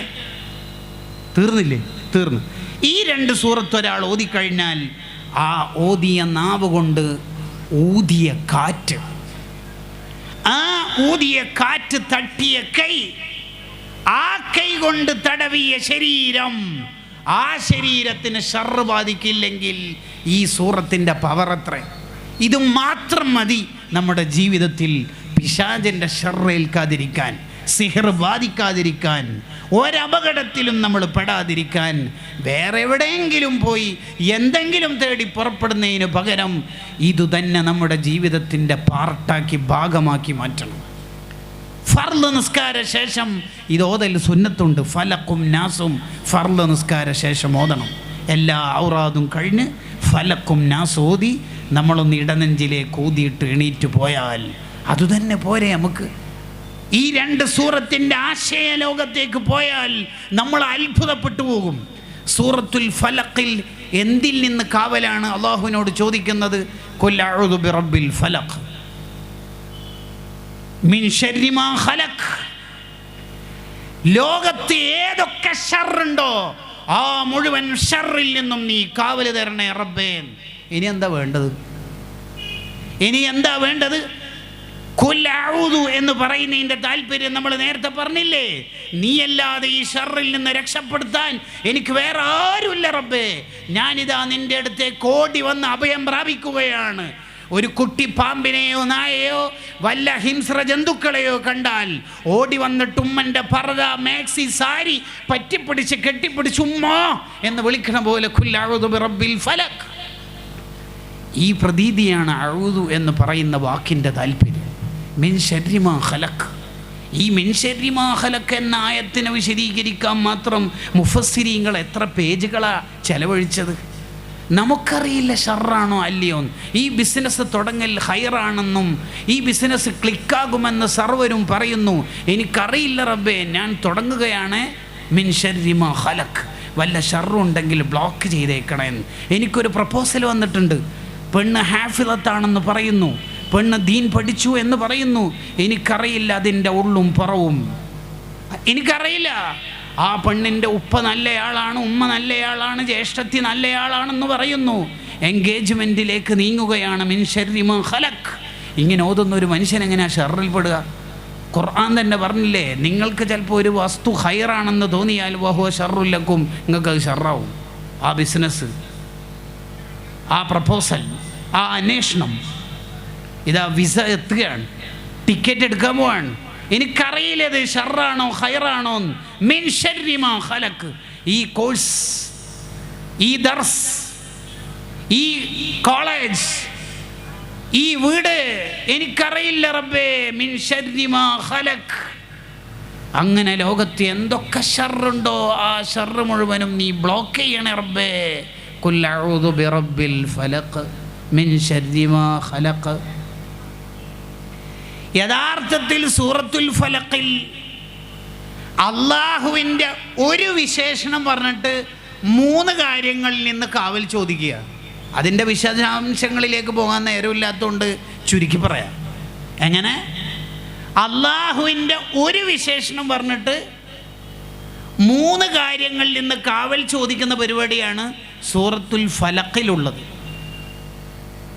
എന്നാൽ സൂറത്തുൻ നാസിലുള്ളത് അള്ളാഹുവിൻ്റെ 3 വിശേഷണം പറഞ്ഞിട്ട് റബ്ബിന്നാസ്, മലിക്കിന്നാസ്, ഇലാഹിന്നാസ്, ഇതെല്ലാം അള്ളാഹിൻ്റെ വിശേഷണമാണ്. ഇത് 3 പറഞ്ഞിട്ട് ഒറ്റൊരു കാര്യത്തിൽ നിന്ന് കാവൽ ചോദിക്കുകയാണ്. അതെന്താ തമ്മിലുള്ള ഡിഫറൻസ്? ഫലഖിൽ അള്ളാഹിൻ്റെ ഒരു വിശേഷണം പറഞ്ഞിട്ട് 3 കാര്യങ്ങളിൽ നിന്ന് കാവൽ ചോദിക്കുന്നു. നാസിൽ അള്ളാഹിൻ്റെ 3 വിശേഷണങ്ങൾ പറഞ്ഞിട്ട് ഒറ്റ കാര്യത്തിൽ നിന്ന് കാവൽ ചോദിക്കുന്നു. അതെന്താ കാര്യം? ഫഖറുദ്ദീൻ റാസി റഹിമഹുല്ലാഹ് തൻ്റെ തഫ്സീറിൽ ഉത്തരം പറയുന്നത് ഫലഖിൽ ചോദിച്ച 3 കാര്യവും ദുന്യവിയായ ഷർറ് തട്ടണേ എന്നുള്ളതാണ്. നാസിൽ ചോദിക്കുന്ന ഒറ്റൊരു കാര്യമുണ്ടല്ലോ, അത് യുവസ്വിസ് ഫീ സുദൂരിന്നാസ്, എൻ്റെ ഹൃദയത്തിൽ പിശാചിന് നീ ഒരു സ്പേസ് റൂം കൊടുത്താൽ ഞാൻ പിന്നെ നശിച്ചോ, ആഖിറത്തിൽ ഞാൻ അങ്ങ് കെട്ടുമോ. ആഖിറത്തിൽ ഒരു കാര്യം കാവൽ ചോദിക്കല. ദുനിയാവിലൂടെ എത്ര ഇടിഞ്ഞു പൊള്ളി വീണാലും, എന്ത് സംവിധാനം ക്രൈസിസ് എവിടെ വന്നാലും ആഖിറത്തിലെ ചെറിയ ഷർറാണ് ദുനിയാവിലെ വലിയ ഷർറിനേക്കാൾ കാവൽ ചോദിച്ച് അള്ളാഹുവിൻ്റെ അടുത്ത് നമുക്ക് രക്ഷ വാങ്ങേണ്ടത് എന്ന ബോധ്യം കിട്ടാനാണ്, ആഖിറത്തിലെ കാര്യമാണ് പ്രാധാന്യം എന്ന് ബോധ്യപ്പെടുത്താൻ കൂടിയാണ് ഇങ്ങനൊരു സംവിധാനം ഈ 2 സൂറത്തുകളിലായി ക്രമീകരിച്ചതെന്ന് തഫ്സീറിൻ്റെ ഗ്രന്ഥങ്ങളിൽ കാണാം. റാസി ഇമാമിനെ തന്നെ ഉദ്ധരിച്ച് പിൽക്കാലത്ത് വന്ന അഹ്മദ് ദമൻഹൂരി റഹ്മഹുല്ലയുടെ കിതാബുകളിലും നമുക്കിത് വായിക്കാൻ പറ്റും. അപ്പോൾ പിശാചിൽ നിന്ന് കാവൽ നേടേണ്ട 2ാമത്തെ കാര്യം അൽ മുഅവ്വിദത്തൈനി. എത്ര പറയാനുണ്ട്. എനിക്കും ഈ മുഅവ്വിദത്തൈനിയെക്കുറിച്ച് പറഞ്ഞ് പൂതി തീർന്നുകൊണ്ട് പോകുന്നതല്ല. പക്ഷെ പ്രഭാഷണത്തിന് നിശ്ചയിക്കപ്പെട്ട സമയത്തോട് നീതി പുലർത്തുക എന്നുള്ളത് പ്രഭാഷണത്തിൽ കുറേ കണ്ടൻ്റ് ഇല്ലെങ്കിലും ഒരു മിനിമം ക്വാളിറ്റിയാണല്ലോ എന്നതുകൊണ്ട് അടുത്തയിലേക്ക് പോവുകയാണ്. 3ാമത്തേയിലേക്ക് പോവാണ്. മുഅവ്വിദത്തൈനി നമ്മുടെ ജീവിതത്തിൻ്റെ പാർട്ടാവണം എന്നുള്ളിടത്ത് നമുക്കൊരു നിർബന്ധം ഉണ്ടാവണം. വിശേഷിച്ച് ഉറങ്ങാൻ നേരത്തും അതേപോലെ ഫർള് നിസ്കാര ശേഷവും നമ്മൾ ഓതുന്നിടത്ത് നമ്മൾ ഉണ്ടാവണം. അള്ളാഹു തൗഫീഖ് നൽകുമാറാവട്ടെ. 3 ആയത്തുൽ കുർസി. അഅ്ലമു ആയത്തിൻ ഫിൽ ഖുർആൻ. ഖുർആനിലെ ഏറ്റവും ശ്രേഷ്ഠമായ ആയത്താണ് ആയത്തുൽ കുർസി. ബാങ്ക് ഇഖാമത്തിൻ്റെ ഇടയിൽ ഫർള് നിസ്കാര ശേഷം അതുപോലെ ഉറങ്ങാൻ നേരത്ത് ഈ സമയങ്ങളിലെല്ലാം നമ്മൾ ഇത് ഓതണം. ഇമാം ഹാക്കിം റഹിമഹുല്ല ഉദ്ധരിക്കുന്ന ഹദീസിൽ കാണാം, ഒരാളുടെ മരണം മാത്രമാണ് സ്വർഗത്തിലെത്താൻ തടസ്സം. ആരുടെ? ഫർള് നിസ്കാര ശേഷം ആയത്തുൽ കുർസി ഓതുന്നവരുടെ. ഇത് കേട്ടാൽ ചിലയാൾക്കൊരു സംശയം ഉണ്ടാവും, ആയത്തുൽ കുർസി എല്ലാ ഫർള് നിസ്കാര ശേഷം ഓതിയാൽ ഉറപ്പ് സ്വർഗം കിട്ടും? ഉറപ്പ് ഇല്ല, എനിക്ക് കിട്ടൂല. കാരണം ഇവനിക്ക് ഈ ഹദീസിൽ വിശ്വാസമില്ല. ഒരു ഹദീസ് സ്വാദിഖുൽ മസ്തൂക്കായ നബി സല്ലല്ലാഹു അലൈഹി വസല്ലമയുടെ നാവിൽ നിന്ന് വന്നാൽ ആ ആയത്തുൽ കുർസിയുടെ ബർക്കത്ത് എല്ലായിടത്തേക്കും കടന്നു വന്ന് അയാൾ ഒരു സ്വർഗസ്ഥനാവുന്നിടത്തേക്ക് ആയത്തുൽ കുർസി അയാൾ എത്തിക്കുമല്ലോ. ഒരു വ്യാഖ്യാനം അങ്ങനെയല്ലേ? ആയത്തുൽ കുർസി എപ്പോഴും നമ്മൾ ഓതണം, തെറ്റാതെ ഓതണം. ആയത്തുൽ കുർസി തെറ്റാതെ ഓതണം. തെറ്റിയിട്ട് ആയത്തുൽ കുർസി ഓതിയാൽ, സാധാരണ ആയത്തുൽ കുർസി ഓതിയാൽ പിശാച് നമ്മുടെ അടുത്തുനിന്ന് ഓടലാണ് അങ്ങോട്ടേക്ക്. തെറ്റിയിട്ട് കുറേ ആയത്തുൽ കുർസി ഓതിയാൽ പിശാച് ഇങ്ങോട്ടേക്ക് വന്നിട്ട് ചോദിക്കും, 2 മിസ് കോൾ ഉണ്ടെന്നല്ല, എന്തിനാ വിളിച്ചത്? നേരത്തെ വിളിച്ച സമയത്ത് എടുക്കാൻ പറ്റിയിട്ടില്ല എന്ന് പറയും. മന്ദല്ലദീന്നൊന്നും അല്ല, മന്ദല്ലദീ എന്ന് പറയുന്നിടത്ത് 2 ദാലുണ്ട്. യശ്ഫഉ ഇൻദഹു എന്ന് പറയുന്നിടത്ത് 2 ഐനുണ്ട്. അതൊക്കെ ഒന്ന് ശ്രദ്ധയോടെ ഓതണം. ഓതുന്നതൊക്കെ ശ്രദ്ധയോടെ തന്നെ ഓതണം. കുറേ ഖത്മ് തീർക്കുക, കുറേ ഓതുക എന്നതിലപ്പുറത്ത് ഓതുന്നത് മനോഹരമായിട്ടാകണം. അത് നമ്മൾ ശ്രദ്ധിക്കേണ്ടത്. ഇല്ലെങ്കിൽ അള്ളാഹുവിനോട് നമ്മളിപ്പോൾ ഒരു ഫാത്തിഹ, ഇഖ്ലാസ്, ഫലഖ്, നാസൊക്കെ സ്പീഡിൽ ഓതിക്കില്ല. അത് റബ്ബിൽ ഫലഖിൻ ശർരി മാ ഖലഖൻ ശർരി അങ്ങനെ ഓതിയാൽ അള്ളാഹിൻ്റെ അടുത്ത് എത്തിയിട്ട് നമ്മൾ പറയാണ്, മരിച്ചുപോയ ഉമ്മാമ്മയുടെ ഖബറിലേക്ക് ഇത് എത്തിക്കണേ എന്ന് പറഞ്ഞാൽ അള്ളാഹ് ചോദിക്കില്ല, ഞാൻ എന്ത് എത്തിക്കണ്ട്? ഇവിടെ ഒന്നും എത്തിയിട്ടില്ലല്ലോ. അവിടെ എത്തണമെങ്കിൽ ഇത് തജ്വീദ് അനുസരിച്ചിട്ട് ഓതണ്ടേ? അപ്പോൾ നമ്മളിപ്പോൾ ഒരു വീട് നിർമ്മിച്ചു എന്ന് വിചാരിക്കാം. വരുന്ന മൺഡേയാണ് അതിൻ്റെ ഹൗസ് വാമിങ്. നമ്മൾ അതിനൊരു ബോർഡ്, വീടിൻ്റെ ഒരു ബോർഡ് അടിക്കുമല്ലോ, വീടിൻ്റെ പേരൊക്കെ വെച്ചിട്ട്. അങ്ങനെ ഒരാൾക്ക് ഏൽപ്പിച്ചു, ഒരാളെ ഏൽപ്പിച്ചു, നൂർ മൻസിൽ എന്ന്, അല്ലെങ്കിൽ ബദരിയ മൻസിൽ, വാട്ടവർ എന്തോ ആവട്ടെ, നൂർ മൻസിൽ എന്ന് കൊടുത്തു. നൂർ മൻസിൽ പാതിരാക്കാണ് ആ ബോർഡ് കൊണ്ടുവന്നത്. അത് വാങ്ങി വെച്ചു. ക്യാഷ് നാളെ GPay ചെയ്യാന്നൊക്കെ പറഞ്ഞു. രാവിലെ തന്നെ നമ്മളത് ലേറ്റ് അടിച്ച് നോക്കുമ്പോൾക്ക് വൈഫിനോട് പറഞ്ഞു, എന്ത് ഒരക്ഷരമില്ല, നൂർ എന്നുള്ളതിൽ 6 ഇല്ല. ഉസ്താദ്മാരും തങ്ങന്മാരും വരുന്നതല്ലേ എന്ന് ചോദിച്ചിട്ട് ആ ബോർഡ് അവിടെ ഒട്ടിച്ച് വെക്കോ? എന്തായാലും ഒരു ബോർഡ് വേണ്ടതെന്ന് ചോദിച്ചിട്ട് ഇല്ല. എന്തുകൊണ്ട്? ആ ബോർഡിൽ എന്താ ഉള്ളത്? നോ മൻസിൽ നിന്ന് അല്ലേ? അതെ. ഇതേപോലെ തറാവിക്കോ അല്ലാത്ത നിസ്കാരത്തിലോ സ്പീഡ് ഓതുമ്പോൾ ഇന്നഅതൈനാകൽ കൗസർ റാ എടുത്തോ, ഫസല്ലി ലിറബ്ബിക ഇന്ന ശാനിയക്കോ, ഇങ്ങനെ ഓതിയിട്ട് എന്താ കാര്യം? എന്താ കാര്യം എന്നാ? അങ്ങനെ ആർക്കെങ്കിലും വേണ്ടിയിട്ട് ഖത്മ് തീർക്കണ പരിപാടിയോ, ആർക്കെങ്കിലും വേണ്ടിയിട്ട് അങ്ങനെ ഒരു യാസീൻ ഓതുന്ന പരിപാടിയൊക്കെ നിർത്തിയിട്ട് ചെയ്യുന്നത് വളരെ കൃത്യമായിരിക്കും.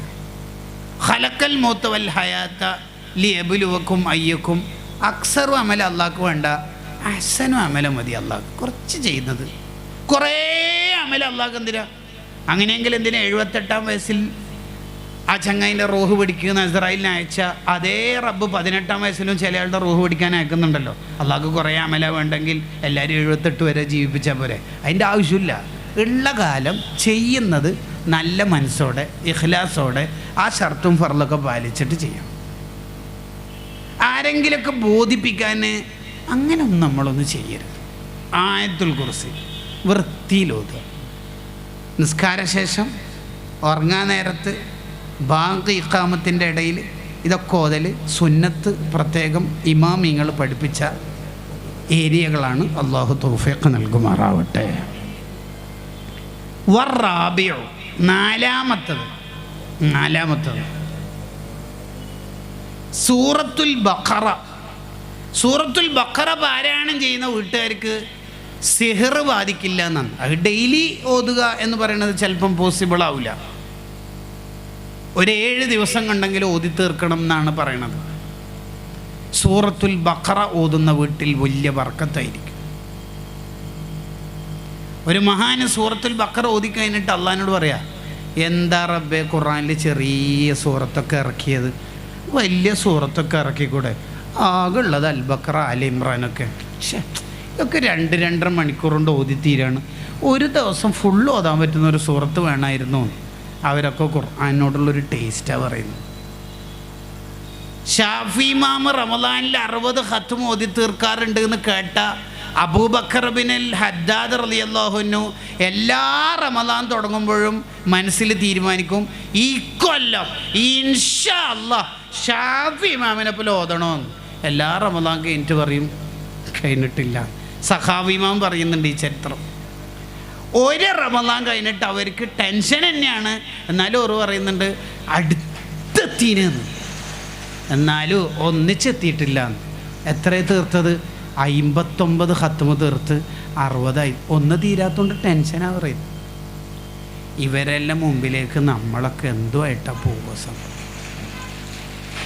എന്തായിട്ടാ പോവുക? നിങ്ങൾ ഈ ജില്ല തെക്ക് ഭാഗം തുടങ്ങുന്ന ജില്ല എന്ന് വേണമെങ്കിൽ പറയാം അല്ലേ? മധ്യ കേരളത്തിലൊരു ജില്ലയാണ് തൊട്ടപ്പുറത്ത്, എന്നേക്കാൾ നിങ്ങൾക്ക് അടുപ്പുള്ളൊരു ജില്ലയാണ് തൃശ്ശൂർ. അവിടെയുള്ള ഒരാളുണ്ട്, അദ്ദേഹം ബദിരീങ്ങൾക്ക് മുഴുവനായിട്ടും ഖത്മോദി തീർത്താളം എന്ന് പറഞ്ഞാൽ ഒരു ഖത്മോദിയിട്ട് ബദിരീങ്ങൾക്ക് ഹദിയ ചെയ്തു എന്നല്ല, പിന്നെ ഒരു ഖത്മോദിയിട്ട് ആദ്യം ബദിരീങ്ങളുടെ ലീഡറായ നബി സല്ലല്ലാഹു അലൈഹി വസല്ലം തങ്ങൾക്ക് കൊടുത്ത്, രണ്ടാമത്തെ സിദ്ദീഖ് റളിയല്ലാഹു അൻഹു സ്വന്തം സിദ്ദീഖങ്ങൾ അവിടെ വെച്ച് ഉമർ അവൻ വേറെ ഓതുന്നുണ്ട്, മൂന്നാമത്തത് ഉമർ റളിയല്ലാഹു അൻഹുവിന്. അങ്ങനെ 313 അല്ലല്ലോ ശരിക്കും ബദരീങ്ങളുടെ എണ്ണം. അങ്ങനെ 350-ലധികം ഖത്മുകൾ ഓരോരാൾക്ക് ഓരോന്ന് വിട്ടാളാണ്.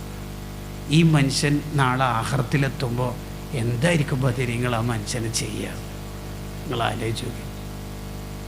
എന്തെങ്കിലും വേണ്ട നമുക്കൊക്കെ. ഇതൊരു ആലിമിൻ്റെയോ ഒരു സയ്യിദിൻ്റെയോ കഥ അല്ല കേട്ടോ. സാധാരണക്കാരനായി പോർട്ടറായി ലോഡിങ് ആൻഡ് അൺലോഡിങ് ചാക്ക് അരിയും പിണ്ണാക്കും പഞ്ചസാരയും ചായപ്പൊടിയും ഇതൊക്കെ ചുമലിൽ താങ്ങിയിട്ട് അപ്പുറത്ത് ലോറിയിൽ വെക്കുന്ന, ലോറിയിൽ നിന്ന് ഗോഡൗണിൽ വെക്കുന്നു, ഗോഡൗണിൽ നിന്ന് ഷോപ്പിലേക്ക് വന്ന്, ഷോപ്പിൽ നിന്ന് ഗുഡ്സ് ഓട്ടോറിക്ഷയിൽ വെക്കുന്നു. ഇങ്ങനത്തെ ഒരു മനുഷ്യൻ്റെ കഥയാണ് പറയണത്. ആലോചിച്ച് നോക്കി. ഇപ്പം അടുത്തൊരാൾ എനിക്ക് വാട്സപ്പിൽ വോയിസ് അയച്ചു, ഉസ്താദിൻ്റെ ഈ പ്രസംഗം ഞാൻ കുറച്ച് മുമ്പ് കേട്ടിരുന്നു, ഞാനത് കുറേ ഇങ്ങനെ ആലോചിച്ചു, ഞാനും തുടങ്ങിയിട്ടുണ്ട്. അശറത്തുൽ മുബശ്ശിറയിലെ ആദ്യത്തെ 10 സ്വഹാബിമാരില്ലേ, സുമരിള്ള അന്ന അബീബക്കരും ഉമരും ഉസ്മാൻ, അങ്ങനെ ആ 10 കഴിഞ്ഞിട്ടുണ്ട്, 11 സ്റ്റാർട്ട് ചെയ്തിട്ടുണ്ട്. പൂർത്തിയാകും ദ്വാരക്കണം. എന്താണ് ഇവരുടെയൊക്കെ മുന്നിൽ നമ്മൾ പറയാം? എന്താണ് നമ്മൾ പൂട്ടിയില്ലേ? റമദാൻ കഴിഞ്ഞില്ലേ? നമ്മളും ഖുർആനും എന്താ ബന്ധം? ഇൻ തത്ലുഹാ ഖീഫതൻ മിൻ ഹർരിനാരി ലദാ അത്ഫഹതഹറ ലദാ മിൻ വിർദിഹ ശബിമി. ലോകത്ത് നരകത്തിലെ തീ കെടുത്താൻ ഒരു ഫയർഫോഴ്സിൻ്റെ വെള്ളത്തിനും കഴിയില്ല. ആകെ കഴിയുന്ന 2 വെള്ളങ്ങൾക്കാണ്. ഒന്ന് അള്ളാഹുവിനെ ഭയന്ന കണ്ണിൽ നിന്ന് വന്ന കണ്ണീരിനും ഖുർആനോദിയ വായിലെ ഉമനീരിനുമാണ്. ഈ 2 അല്ലാതെ നരകത്തുനിന്ന് രക്ഷപ്പെടാണ്ട് വേറെന്താ നമുക്ക് വകുപ്പുള്ളത്? നമുക്ക് ഖുർആനോദാൻ സമയമുണ്ടാവണം. അള്ളാഹു നമുക്ക് ഖുർആനുമായി നല്ല ബന്ധം നൽകുമാറാവട്ടെ. വൽ ഖാമിസു, 5-മത്തത്, ഖാതിമത്തുഹാ വഹിയ അൽ ബഖറ സൂറത്തിലെ അവസാനത്തെ ഭാഗമായ ആമന റസൂൽ എന്ന സൂറ ബഖറയിലെ 285-ാമത്തെ ആയത്ത് എപ്പോഴും ഓതുന്നവർക്ക് പിശാചിൽ നിന്ന് കാവലുണ്ടാവും. ഹദ്ദാദ് റാത്തീബ് ചൊല്ലുന്നവർക്ക് അൽഹംദുലില്ലാ അതെപ്പോഴും ഉണ്ടാവുമല്ലോ. രാത്രി ഇത് ഓതൽ പ്രത്യേകം സുന്നത്ത് കൂടിയാണ്. വിർദുകളിൽ ഇമാമിങ്ങൾ ഉൾപ്പെടുത്താനുള്ള കാരണം നബി സല്ലല്ലാഹു അലൈഹി വസല്ലം തങ്ങളുടെ ഹദീസാണ്. ഈ ആയത്ത് ഓതുന്നവർക്ക് പിശാചിൽ നിന്ന് കാവലാണ്. ആമന റസൂൽ നമുക്കൊക്കെ അറിയാം, സുപരിചിതമാണ്. മലയാളികൾ ഹദ്ദാദ് നെഞ്ചോടെ ചേർക്കുന്നത് കൊണ്ട് വിശദാംശങ്ങളിലേക്ക് ഇനി കടക്കേണ്ടതില്ല. അത് നമ്മുടെ ജീവിതത്തിൻ്റെ ഭാഗമാണ്, നിലനിർത്തണം. ഹദ്ദാദ് ഒഴിവാകുന്ന ഒരു ദിവസം നമ്മുടെ ജീവിതത്തിൽ ഉണ്ടാവരുത്. ഹദ്ദാദ് ഇമാമ് തന്നെ ഹദ്ദാദ് റാത്തീബിൻ്റെ മഹത്വം പറയുന്നിടത്ത് പറഞ്ഞല്ലോ, ഈ റാത്തീബ് ആരെങ്കിലും പതിവാക്കിയാൽ അയാൾക്ക് ഈമാനോടുള്ള മരണം അള്ളാഹു നൽകുന്നതാണ്. അതല്ലേ കൂട്ടുകാരെ നമ്മൾ ആഗ്രഹിക്കുന്നത്, അതിനല്ലേ നമ്മൾ മെനക്കെടുന്നത്. എല്ലാ ഇമാമിങ്ങളും എല്ലാ മഹാന്മാരും പേടിച്ച് കരഞ്ഞുപോയത് ഈമാൻ കിട്ടുമോ, ഈമാൻ കിട്ടുമോ എന്ന് ഓർത്തിട്ടല്ലേ അല്ലേ? അബൂ ഹനീഫ റളിയല്ലാഹു അൻഹു പറഞ്ഞല്ലോ, അധിക പേരുടെയും ഈമാൻ നഷ്ടപ്പെടുന്നത് അവരവർ മരിക്കണ സമയത്താണ്. അല്ലാഹ് നമ്മുടെ ഈമാൻ നീ സലാമത്താക്കണേ റഹ്മാനെ. ഹദ്ദാദ് റാത്തീബ് ആകെ 15 മിനിറ്റ് അത്ര തന്നെയല്ലേ സമയം എടുക്കുള്ളൂ. 24 മണിക്കൂർ എന്ന 86,400 സെക്കൻഡുകൾക്കിടയിൽ നമ്മുടെ മരണം ഈമാനോടെ ആവാൻ നമുക്ക് പണിയെടുക്കാൻ സമയമില്ലെങ്കിൽ നമ്മൾ നഷ്ടക്കാരായി പോകും. നമ്മൾ 1 വയസ്സ് അല്ലെങ്കിൽ 1.5 വയസ്സൊക്കെ ആവുമ്പോൾ ഏറെക്കുറെ ആളും സംസാരിക്കാൻ തുടങ്ങിയിട്ടുണ്ടാവും. മലയാളികൾ മലയാളം, ഇംഗ്ലീഷുകാർ ഇംഗ്ലീഷ്, അറബികൾ അറബി, വിവിധ ഭാഷകൾ നമ്മൾ സംസാരിച്ചു തുടങ്ങിയ പ്രായമാണ് 1 വയസ്സ് 2 വയസ്സിൻ്റെ ഇടയിൽ. അങ്ങനെ നമ്മൾ സംസാരിച്ച് നമ്മൾ ഇതുവരെ സംസാരിച്ച അക്ഷരങ്ങൾ നോക്കുകയാണെങ്കിൽ എത്ര കോടി വരും, പദങ്ങൾ നോക്കുകയാണെങ്കിൽ എത്ര ലക്ഷങ്ങൾ വരും. ഈ പദങ്ങളെല്ലാം അവസാനിക്കുന്ന ലാസ്റ്റ് മൊമെൻ്റ്, അവസാന ഘട്ടമുണ്ട്. നമ്മൾ സംസാരം നിന്നു പോകുന്ന ഘട്ടം, അവസാന മൊമെൻ്റ്. ആ ലാസ്റ്റ് പറഞ്ഞ വാക്ക് അല്ലാഹ് ലാ ഇലാഹ ഇല്ലല്ലാഹ് എന്നോ, അല്ലെങ്കിൽ ആ ദിക്ർ പൂർണ്ണമായി ചൊല്ലുന്നില്ലെങ്കിലും ആ ആശയം ഹൃദയത്തിലുണ്ടായിട്ട് അവസാനത്തെ വാക്ക് അല്ലാഹ് എന്ന് നമുക്ക് ചൊല്ലാൻ പറ്റണം. അതിനുള്ള വഴിയാണ് ഹദ്ദാദ് റാത്തീബ്. ബുദ്ധിമാന്മാരായ ഓരോരുത്തരും കൊണ്ട് നടന്നിട്ടുണ്ട് ആ ദിക്റുകൾ. മഹാനായ സാബിത്തുൽ ബുനാനി റളിയല്ലാഹു അൻഹു വഫാത്താകുമ്പോൾ മകൻ ലാ ഇലാഹ ഇല്ലല്ലാഹ് ചൊല്ലിക്കൊടുക്കുമ്പോൾ ഉപ്പ പറഞ്ഞല്ലോ, മോനെ ഞാൻ സ്ഥിരമായി ചൊല്ലുന്ന ഔറാദുകളിൽ 7ാമത്തെ വിർദിലേക്ക് ഞാൻ എത്തിയിട്ടുണ്ട്. ഒരു വിർദ് തന്നെ കുറേ സമയം എടുത്തിട്ട് ചൊല്ലുന്നതാ. ഹദ്ദാദ് എന്ന് പറഞ്ഞാൽ ഒരു വിർദാണ്, വിർദുൽ ലത്തീഫ് എന്ന് പറഞ്ഞാൽ വേറൊരു വിർദാണ്, വിർദുൻ നബവി എന്ന് പറഞ്ഞാൽ വേറൊരു വിർദാണ്. സാബിത്തുൽ ബുനാനി തങ്ങൾ പറയാ, ഞാൻ 7ാമത്തെ വിർദിലേക്ക് എത്തിയിട്ടുണ്ട്. മോൻ ഇപ്പോഴും എനിക്ക് ലാ ഇലാഹ ഇല്ലല്ലാഹ് ചൊല്ലിത്തരുകയാണോ, ഉപ്പ ഒന്നും ചൊല്ലുന്നില്ല എന്നാണോ കരുതുന്നത്? ഞാൻ 7ാമത്തെ വിർദ് ചൊല്ലുകയാണ് മോനെ. എന്നിട്ടാണ് ആ മഹാൻ വഫാത്തായത്. ആ മഹാന്റെ ഖബറിൻ്റെ പരിസരത്തൂടെ ആര് പോകുമ്പോഴും അതിൻ്റെ ഉള്ളിൽ നിന്ന് ഖുർആൻ ഓതുന്നത് കേൾക്കാമെന്ന് ചരിത്രത്തിൽ നമുക്ക് വായിക്കാൻ പറ്റും. ആ മഹാനെ ഖബറടക്കുമ്പോൾ ഒരു കല്ല് താഴേക്ക് വീണപ്പോൾ വീണ കല്ല് എടുക്കാൻ വേണ്ടി ഒരാൾ താഴെ ഇറങ്ങിയപ്പോൾ കണ്ട അത്ഭുതം എന്താണെന്നറിയോ? ഫഇദൻ ഹുവ ഖായിമുൻ യുസല്ലി ഫീ ഖബരിഹി, ഖബറിൻ്റെ ഉള്ളിൽ നിന്ന് നിസ്കാരം തുടങ്ങിയിട്ടുണ്ട്. ഖബറിലേക്ക് കല്ല് വെച്ച് തീർന്നിട്ടില്ല, കല്ല് വെച്ചാലല്ലേ മണ്ണിടുക. അതിന് മുമ്പ് ഒരു നിസ്കാരം തുടങ്ങിയിട്ടുണ്ട്. വേഗം ഖബറടക്കം പൂർത്തിയാക്കി ആ പരിസരത്തുള്ള എല്ലാവരും മഹാന്റെ വീട്ടിലേക്ക് വന്നു.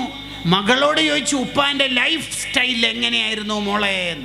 ഉപ്പ എല്ലാ ദിവസവും 300 റക്അത്ത് സുന്നത്ത് നിസ്കരിക്കും, എല്ലാ നേരവും ഖുർആനോത്താണ്. ഉപ്പ സുബഹിയോട് അടുത്ത സമയമാകുമ്പോൾ ദ്വാരക്കും, അല്ലാഹുവേ ആർക്കെങ്കിലും ഖബറിൽ നിസ്കരിക്കാൻ തൗഫീഖ് കൊടുക്കുന്നുണ്ടെങ്കിൽ അതെനിക്ക് നൽകണേന്ന്. എനിക്കറിയില്ല നിൻ്റെ നിയമം എന്താണെന്ന്, അഥവാ കൊടുക്കുന്നുണ്ടെങ്കിൽ അത് എനിക്ക് അനുവദിക്കണേന്ന്. എന്ന് പറഞ്ഞാൽ ഡെയിലി 300 റക്അത്ത് സുന്നത്ത് നിസ്കരിച്ചിട്ടും പൂതി തീർന്നിട്ടില്ല റബ്ബേ, നിസ്കാരത്തിൻ്റെ പൂതി തീർന്നിട്ടില്ല, എനിക്ക് ഖബറിന് നിസ്കരിക്കാൻ തൗഫീഖ് തരണേന്ന്. വഫാത്തിൻ്റെ നാളുകൾ വരെ 11 റക്അത്ത് വിത്ർ നിസ്കാരം 16-ാം വയസ്സ് മുതൽ 90 പിന്നിടുന്നവരെ ജീവിതത്തിൽ കൊണ്ടു നടന്ന താജുൽ ഉലമയുടെ അനുയായികളായ നമുക്ക് റമദാൻ കഴിയുമ്പോൾ വിത്ർ നിന്നു പോകുന്നുണ്ടെങ്കിൽ ഏത് യാത്രയിലും താജുൽ ഉലമ ഒരിക്കലും ഔറാദുകൾ ഒഴിവാക്കാറില്ലെന്ന് കാലങ്ങളോളം യാത്ര ചെയ്ത സുൽത്താനുൽ ഉലമ സാക്ഷ്യപ്പെടുത്തുമ്പോൾ കൂട്ടുകാരെ, നമ്മൾക്ക് ഹദ്ദാദ് നഷ്ടപ്പെട്ടുകൂടാ, നമുക്ക് ഹദ്ദാദ് നഷ്ടപ്പെട്ടുകൂടാ. ആമന റസൂൽ അതിൻ്റെ ഒരു പാർട്ടാണ്. 6ാമത്തത് ലാ ഇലാഹ ഇല്ലല്ലാഹു വഹ്ദഹു ലാ ശരീക ലഹു ലഹുൽ മുൽക്കു വലഹുൽ ഹംദു വഹുവ അലാ കുല്ലി ഷൈഇൻ ഖദീർ. ഈ ദിക്ർ ആരെങ്കിലും 100 തവണ ചൊല്ലുകയാണെങ്കിൽ കാനത് ലഹു ഹിർസം മിനശ്ശൈത്വാൻ, പിശാചിൽ നിന്ന് കാവലാണ്. ഈ ദിക്ർ നമ്മുടെ ജീവിതത്തിൽ ഉണ്ടാവണം. ഞാൻ ഓരോന്നിൻ്റെയും വിശദാംശങ്ങളിലേക്ക് പോകുകയല്ല. വസാബിയോ ദിക്റുല്ലാഹ്, നമ്മുടെ ജീവിതത്തിൽ ദിക്റുണ്ടാവണം. അതാണ് ഏഴാമത്തത് ദിക്റുണ്ടാവണം. വീട്ടിൽ കയറുമ്പോൾ, വീട്ടിൽ നിന്ന് ഇറങ്ങുമ്പോൾ, ടോയ്ലറ്റ് പോകുമ്പോൾ, വരുമ്പോൾ ഉറക്കമൊക്കെ ഒരു മുസ്ലിമിൻ്റെ ഉറക്കമാവണം. ഇങ്ങനെ റീൽസുകൾ കണ്ട് കാലം എത്ര വരെ നമ്മൾ ഈ റീൽസ് കാണൽ? ഈ മൂസാ നബിയും ഈസാ നബിയും ഇബ്രാഹിം നബിയും മൗലൽ ബുഖാരി തങ്ങളുടെ ഒക്കെ മുമ്പിൽ നിന്ന് നമ്മുടെ ഏട് വായിക്കൂലേ? 2,48,236 വീഡിയോസാണ് ഞാൻ റീൽസ് വഴി കണ്ടത്. അടുത്തത് 80,000 തവണ എൻ്റെ സ്റ്റാറ്റസ് വാട്സപ്പ് ആരെല്ലാം നോക്കീന്ന്. എന്തിൻ്റെ വട്ടായിരിക്കും നമുക്ക് ഉണ്ടാവുക എന്ന്? ഈ മഹാന്മാരുടെ മുമ്പിൽ നമ്മളെങ്ങനെയാണ് പിടിച്ചു നിൽക്കുക? കൂട്ടുകാരെ, ഒരു മുസ്ലിമിൻ്റെ ഉറക്കല്ലേ നമ്മൾ ഉറങ്ങേണ്ടത്? അല്ലേ? ഒരു മുഅ്മിൻ്റെ ഉറക്കല്ലേ നമുക്കുണ്ടാവേണ്ടത്? ആ ഉറക്കിൽ മരണപ്പെട്ടവർ എത്ര പേരുണ്ട്?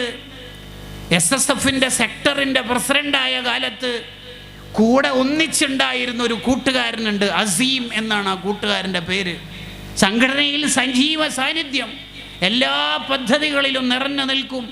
ആ കൂട്ടുകാരൻ ഇതേപോലെ ഒരു രാത്രി ഉറങ്ങി, രാവിലെ ഉപ്പ വിളിക്കുമ്പോൾ എഴുന്നേൽക്കുന്നില്ല. മോനെ അസീമ, മോനെ, നിരന്തരം വിളിച്ചു ഉണരുന്നില്ല. ഉറക്കത്തിലാണ് ആ കൂട്ടുകാരൻ മരിച്ചുപോയത്. നമ്മുടെ സംഘടനാ ഗ്രൂപ്പിൽ അസീം മരണപ്പെട്ടു എന്ന് വാട്സപ്പിൽ വന്നപ്പോൾ നമ്മൾ സഹഭാരവാഹികൾ ചർച്ച ചെയ്തു. അത് വേറെ ആരോ മരിച്ചതായിരിക്കും, നമ്മൾ അസീം. കാരണം കഴിഞ്ഞ ആഴ്ച വരെ ഒന്നിച്ച് സംഗമങ്ങളിൽ പങ്കെടുത്ത കൂട്ടുകാരൻ പെട്ടെന്ന് മരണപ്പെട്ടു എന്നുള്ളത് വിശ്വസിക്കാൻ തന്നെ പറ്റുന്നില്ല.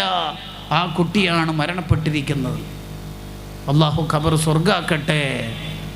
നമ്മളുടെ ഈ ഡിവിഷൻ പരിധിയിൽ നിന്നും ഒരു യൂണിറ്റിലെ കൂട്ടുകാരൻ കഴിഞ്ഞ ദിവസം മരണപ്പെട്ടത് നമ്മൾ കേട്ടിട്ടുണ്ടാവും. അള്ളാഹുവേ, ആ മോൻ്റെ ഖബർ സ്വർഗ്ഗാക്കണേ റഹ്മാനെ.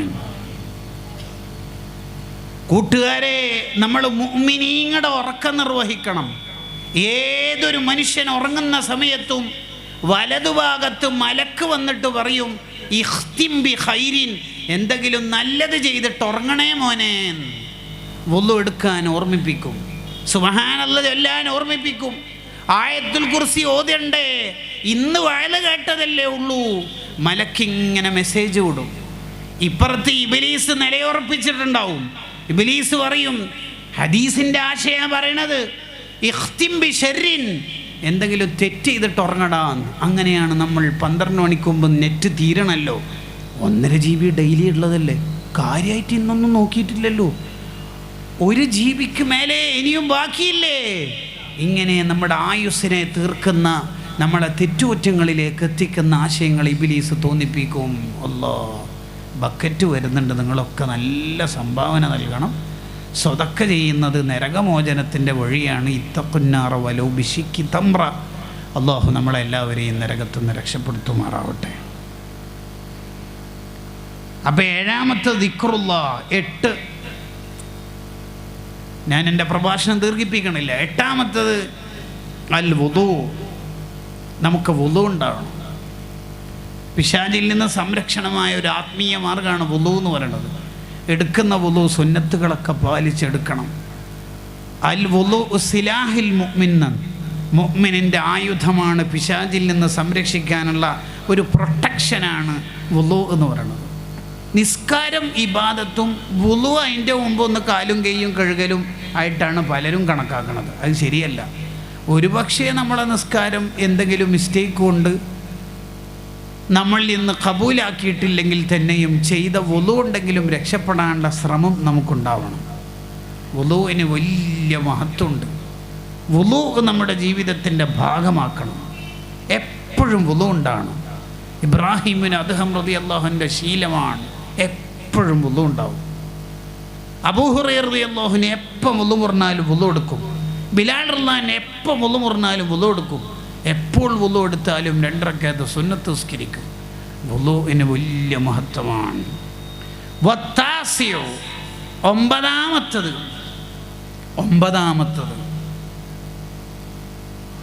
അസ്വലാത്തു നിസ്കാരം മുറ പോലെ നിർവഹിക്കണം. ബാക്കി നമുക്കൊരുപാട് പ്രവർത്തനങ്ങളുണ്ട്. നിസ്കാരം മര്യാദയിലേക്കില്ലെങ്കിൽ നമ്മൾ പരാജിതരാണ്. ഒരിക്കലും അങ്ങനെ സംഭവിക്കാൻ പാടില്ല.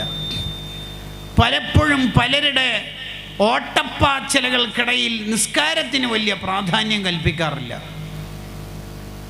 നമ്മൾ ചെയ്യുന്നത് എത്ര വലിയ നന്മയാണെങ്കിലും ഫർള് നിസ്കാരത്തോട് നമുക്ക് ഗൗരവമില്ലെങ്കിൽ നമ്മൾ പരാജിതരായിരിക്കും.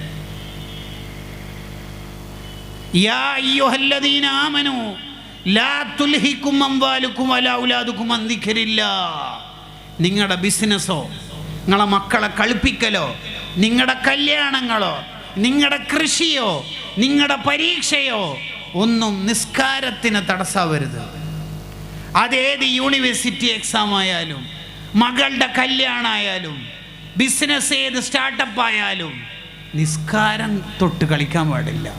ലാ തുൽഹികും അംവാലുകും വലാ ഔലാദുകും അൻ ദിക്രില്ലാഹ് വമൻ യഫ്അൽ ദാലിക ഫഉലൈക ഹുമുൽ ഖാസിറൂൻ. നിസ്കാരത്തിന് പ്രാധാന്യം കൽപ്പിക്കാതെ നമ്മൾ എന്ത് ചെയ്താലും നമ്മൾ പരാജിതരായിരിക്കും. ഇമാം ഇബ്നു ഹജർ അസ്ഖലാനി റളിയല്ലാഹു അൻഹു തൻ്റെ മുഖ്തസറുൽ ഇലാഹിൽ വിശദീകരിക്കുന്നത് എങ്ങനെയാണെന്നറിയോ? ഒരാൾ 1000 ഹജ്ജ് ചെയ്തെന്ന് വിചാരിക്കുക. അങ്ങനെയൊന്നും നമ്മുടെ ആയുഷ്കാലത്ത് പോസിബിൾ അല്ല. കാരണം ഒരു വർഷം ഒരു ഹജ്ജല്ലേ ചെയ്യാൻ പറ്റൂ. 1000 കൊല്ലം ജീവിച്ചാൽ തന്നെ അയാൾ പ്രായപൂർത്തിയാകുന്നവരെ 15 വയസ്സ് ഏറ്റവും ചുരുങ്ങിയത് ഉണ്ടാവില്ലേ, ഉദാഹരണം പറഞ്ഞാൽ അല്ലേ? 1000 ഹജ്ജ് ഒരാൾ ചെയ്തെന്ന് വിചാരിച്ച് അയാൾ ഒരു ളുഹർ ഒരു സുബി ഖലാഖീൻ വഅൻ തഖാസിറുൻ, അയാൾ പരാജിതനാണ്. ഹാഫിള് ഇബ്നു ഹജർ അസ്ഖലാനി റഹിമഹുല്ലാഹ് പറയുന്നു അയാൾ പരാജിതനാണ്. കല്യാണത്തിൻ്റെ പേരിൽ, പാർട്ടിയുടെ പേരിൽ, എക്സാമിൻ്റെ പേരിൽ നിസ്കാരം ഒഴിവാക്കാൻ പറ്റുമോ? ഇല്ല. ഖളാ വീട്ടിയാൽ പോരെ എന്നാ പലരുടെയും ചിന്ത. അത് പോരാ മോനെ, സമയത്തിൽ നിന്ന് പിന്തിച്ചാൽ അറഅയ്തല്ലദീ യുകദ്ദിബു ബിദ്ദീൻ ഫദാലികല്ലദീ യദ്ഉൽ യതീം വലാ യഹുദ്ദു അലാ തുആമിൽ മിസ്കീൻ ഫവൈലുൽ ലിൽ മുസല്ലീൻ. നിസ്കാരം മര്യാദയ്ക്ക് സമയത്തിൽ നിർവഹിക്കാത്തവർ പരാജിതരാണ്.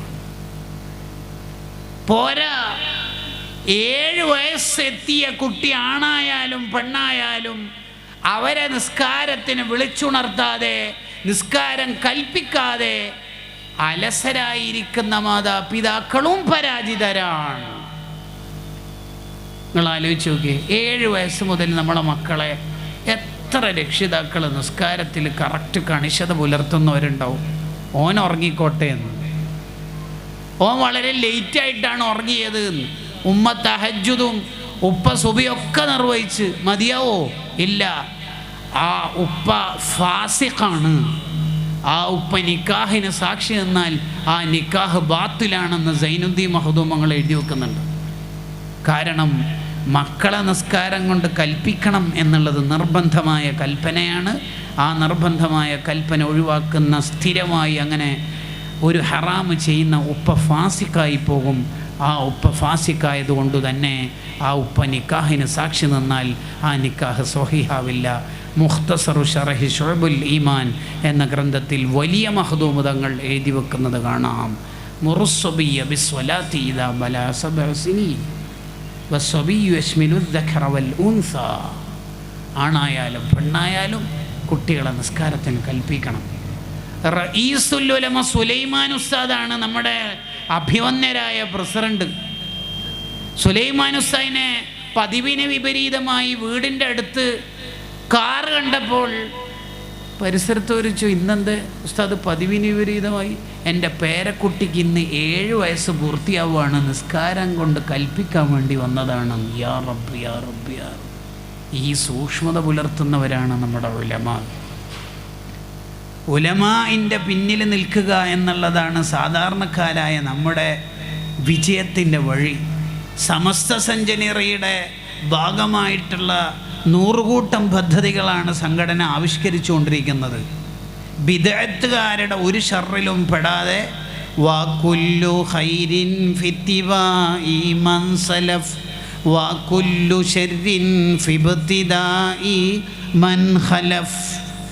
മുൻഗാമികളായ ഏത് ഉമ്മത്ത് ജയിച്ചിട്ടുണ്ടോ അവരെല്ലാം ആലിമീങ്ങളുടെ പിന്നിൽ നിന്നു എന്നതാണ് അവരുടെ ജീവിതത്തിൻ്റെ വിജയത്തിൻ്റെ വഴി.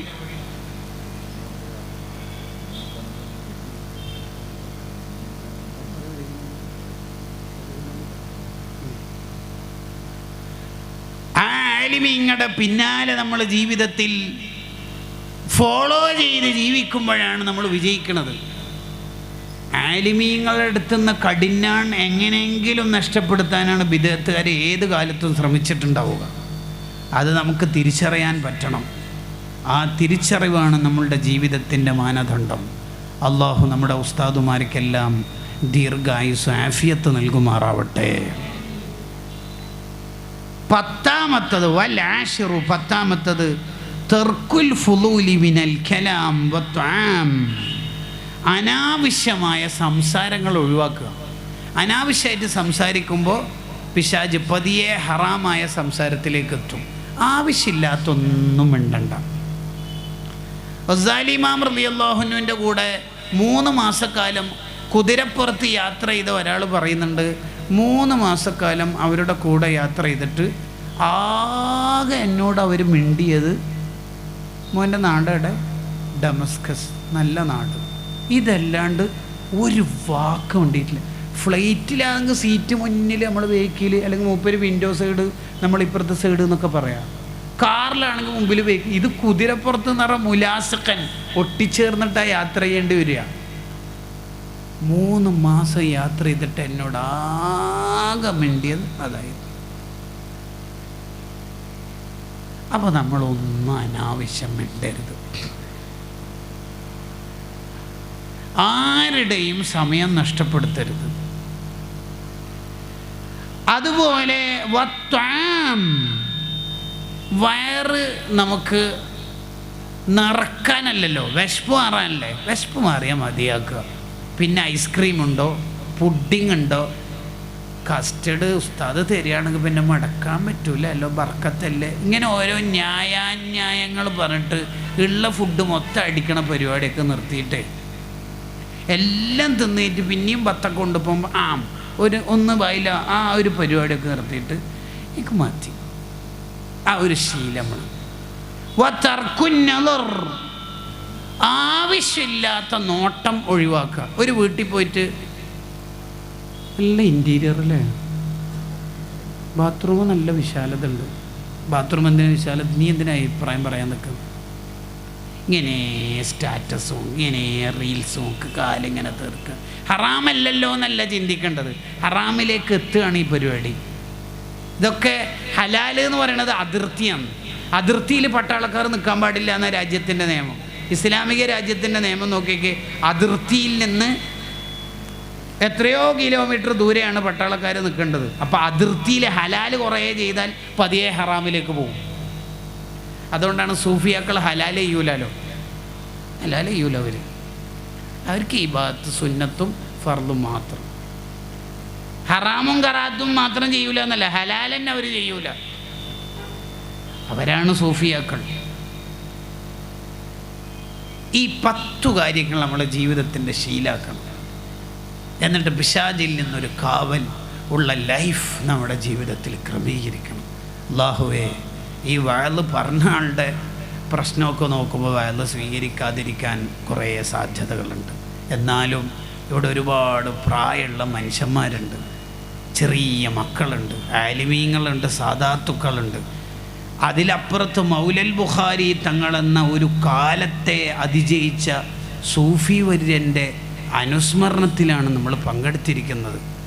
ആ ബർക്കത്തുകൾ കൊണ്ട് നമ്മുടെ എല്ലാവരുടെയും ജീവിതം നീ നന്നാക്കി തരണേ റഹ്മാനെ. പിശാചിൽ നിന്ന് കാവൽ ലഭിച്ച് തെറ്റില്ലാത്ത ജീവിതത്തിന് നീ തൗഫീഖ് നൽകണേ റഹ്മാനെ. റമളാൻ എന്ന് പറയുന്നത് നമ്മളിൽ നിന്ന് വിട പറഞ്ഞാലും ആ റമളാനിൻ്റെ അനുരണനങ്ങൾ നമ്മുടെ ലൈഫിൽ ഉണ്ടാവണം. റഹ്മത്തിൻ്റെ കാലമായിരുന്നു റമളാൻ. പാവങ്ങളെ സഹായിക്കാൻ, പാവങ്ങൾക്ക് വേണ്ടത് ചെയ്യാൻ അതൊക്കെ നമ്മൾ അധ്വാനിച്ചിരുന്നു റമദാനിൽ. ഒരു റമദാൻ തന്നെ റഹ്മത്തിൻ്റെ മാസമാണ്. ഒരു 10 നമ്മൾ റമദാനിലെ ആദ്യത്തെ 10 റമദാനിലെ റഹ്മത്തിൻ്റെ 10 എന്ന് തന്നെ വിശേഷിപ്പിച്ചിരുന്നല്ലോ. ആ റഹ്മത്ത് നമുക്ക് ലഭിക്കണം. അള്ളാൻ്റെ റഹ്മത്ത് കിട്ടിയാലേ അള്ളാൻ്റെ മഗ്ഫിറത്ത് കിട്ടുള്ളൂ. അള്ളാൻ്റെ റഹ്മത്ത് കിട്ടിയാലേ നരകമോചനം ഇത്ഖും മിനന്നാർ സാധിപ്പിച്ചെടുക്കാൻ പറ്റുള്ളൂ. അള്ളാൻ്റെ റഹ്മത്തില്ലെങ്കിൽ നമുക്ക് ഈമാനോടെ മരിക്കാൻ പറ്റൂല, ഖബറിന് രക്ഷപ്പെടാൻ പറ്റൂല. അള്ളാഹു റഹ്മാനാണ്. ബിസ്മില്ലാഹിർ റഹ്മാനിർ റഹീം 114 തവണ ഖുർആനിൽ ആ ആയത്തുണ്ട്. ഒരു സൂറത്തിൽ ഇല്ലാത്തതിൻ്റെ പേരിൽ മറ്റൊരു സൂറത്തിൽ 2 ഉണ്ടല്ലോ. അപ്പോൾ 114 തവണ ഖുർആനിൽ ബിസ്മില്ലാഹിർ റഹ്മാനിർ റഹീം ഉണ്ട്. അർറാഹിമൂന യർഹമുഹുമുർ റഹ്മാൻ.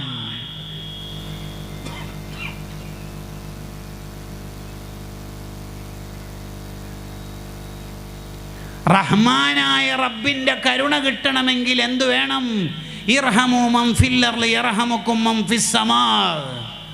ആകാശത്തിൻ്റെ അധിപനായ അല്ലാഹുവിൻ്റെ കരുണ കിട്ടാൻ ഭൂമിയിലുള്ളവരോട് നമ്മൾ കരുണ കാണിക്കണം.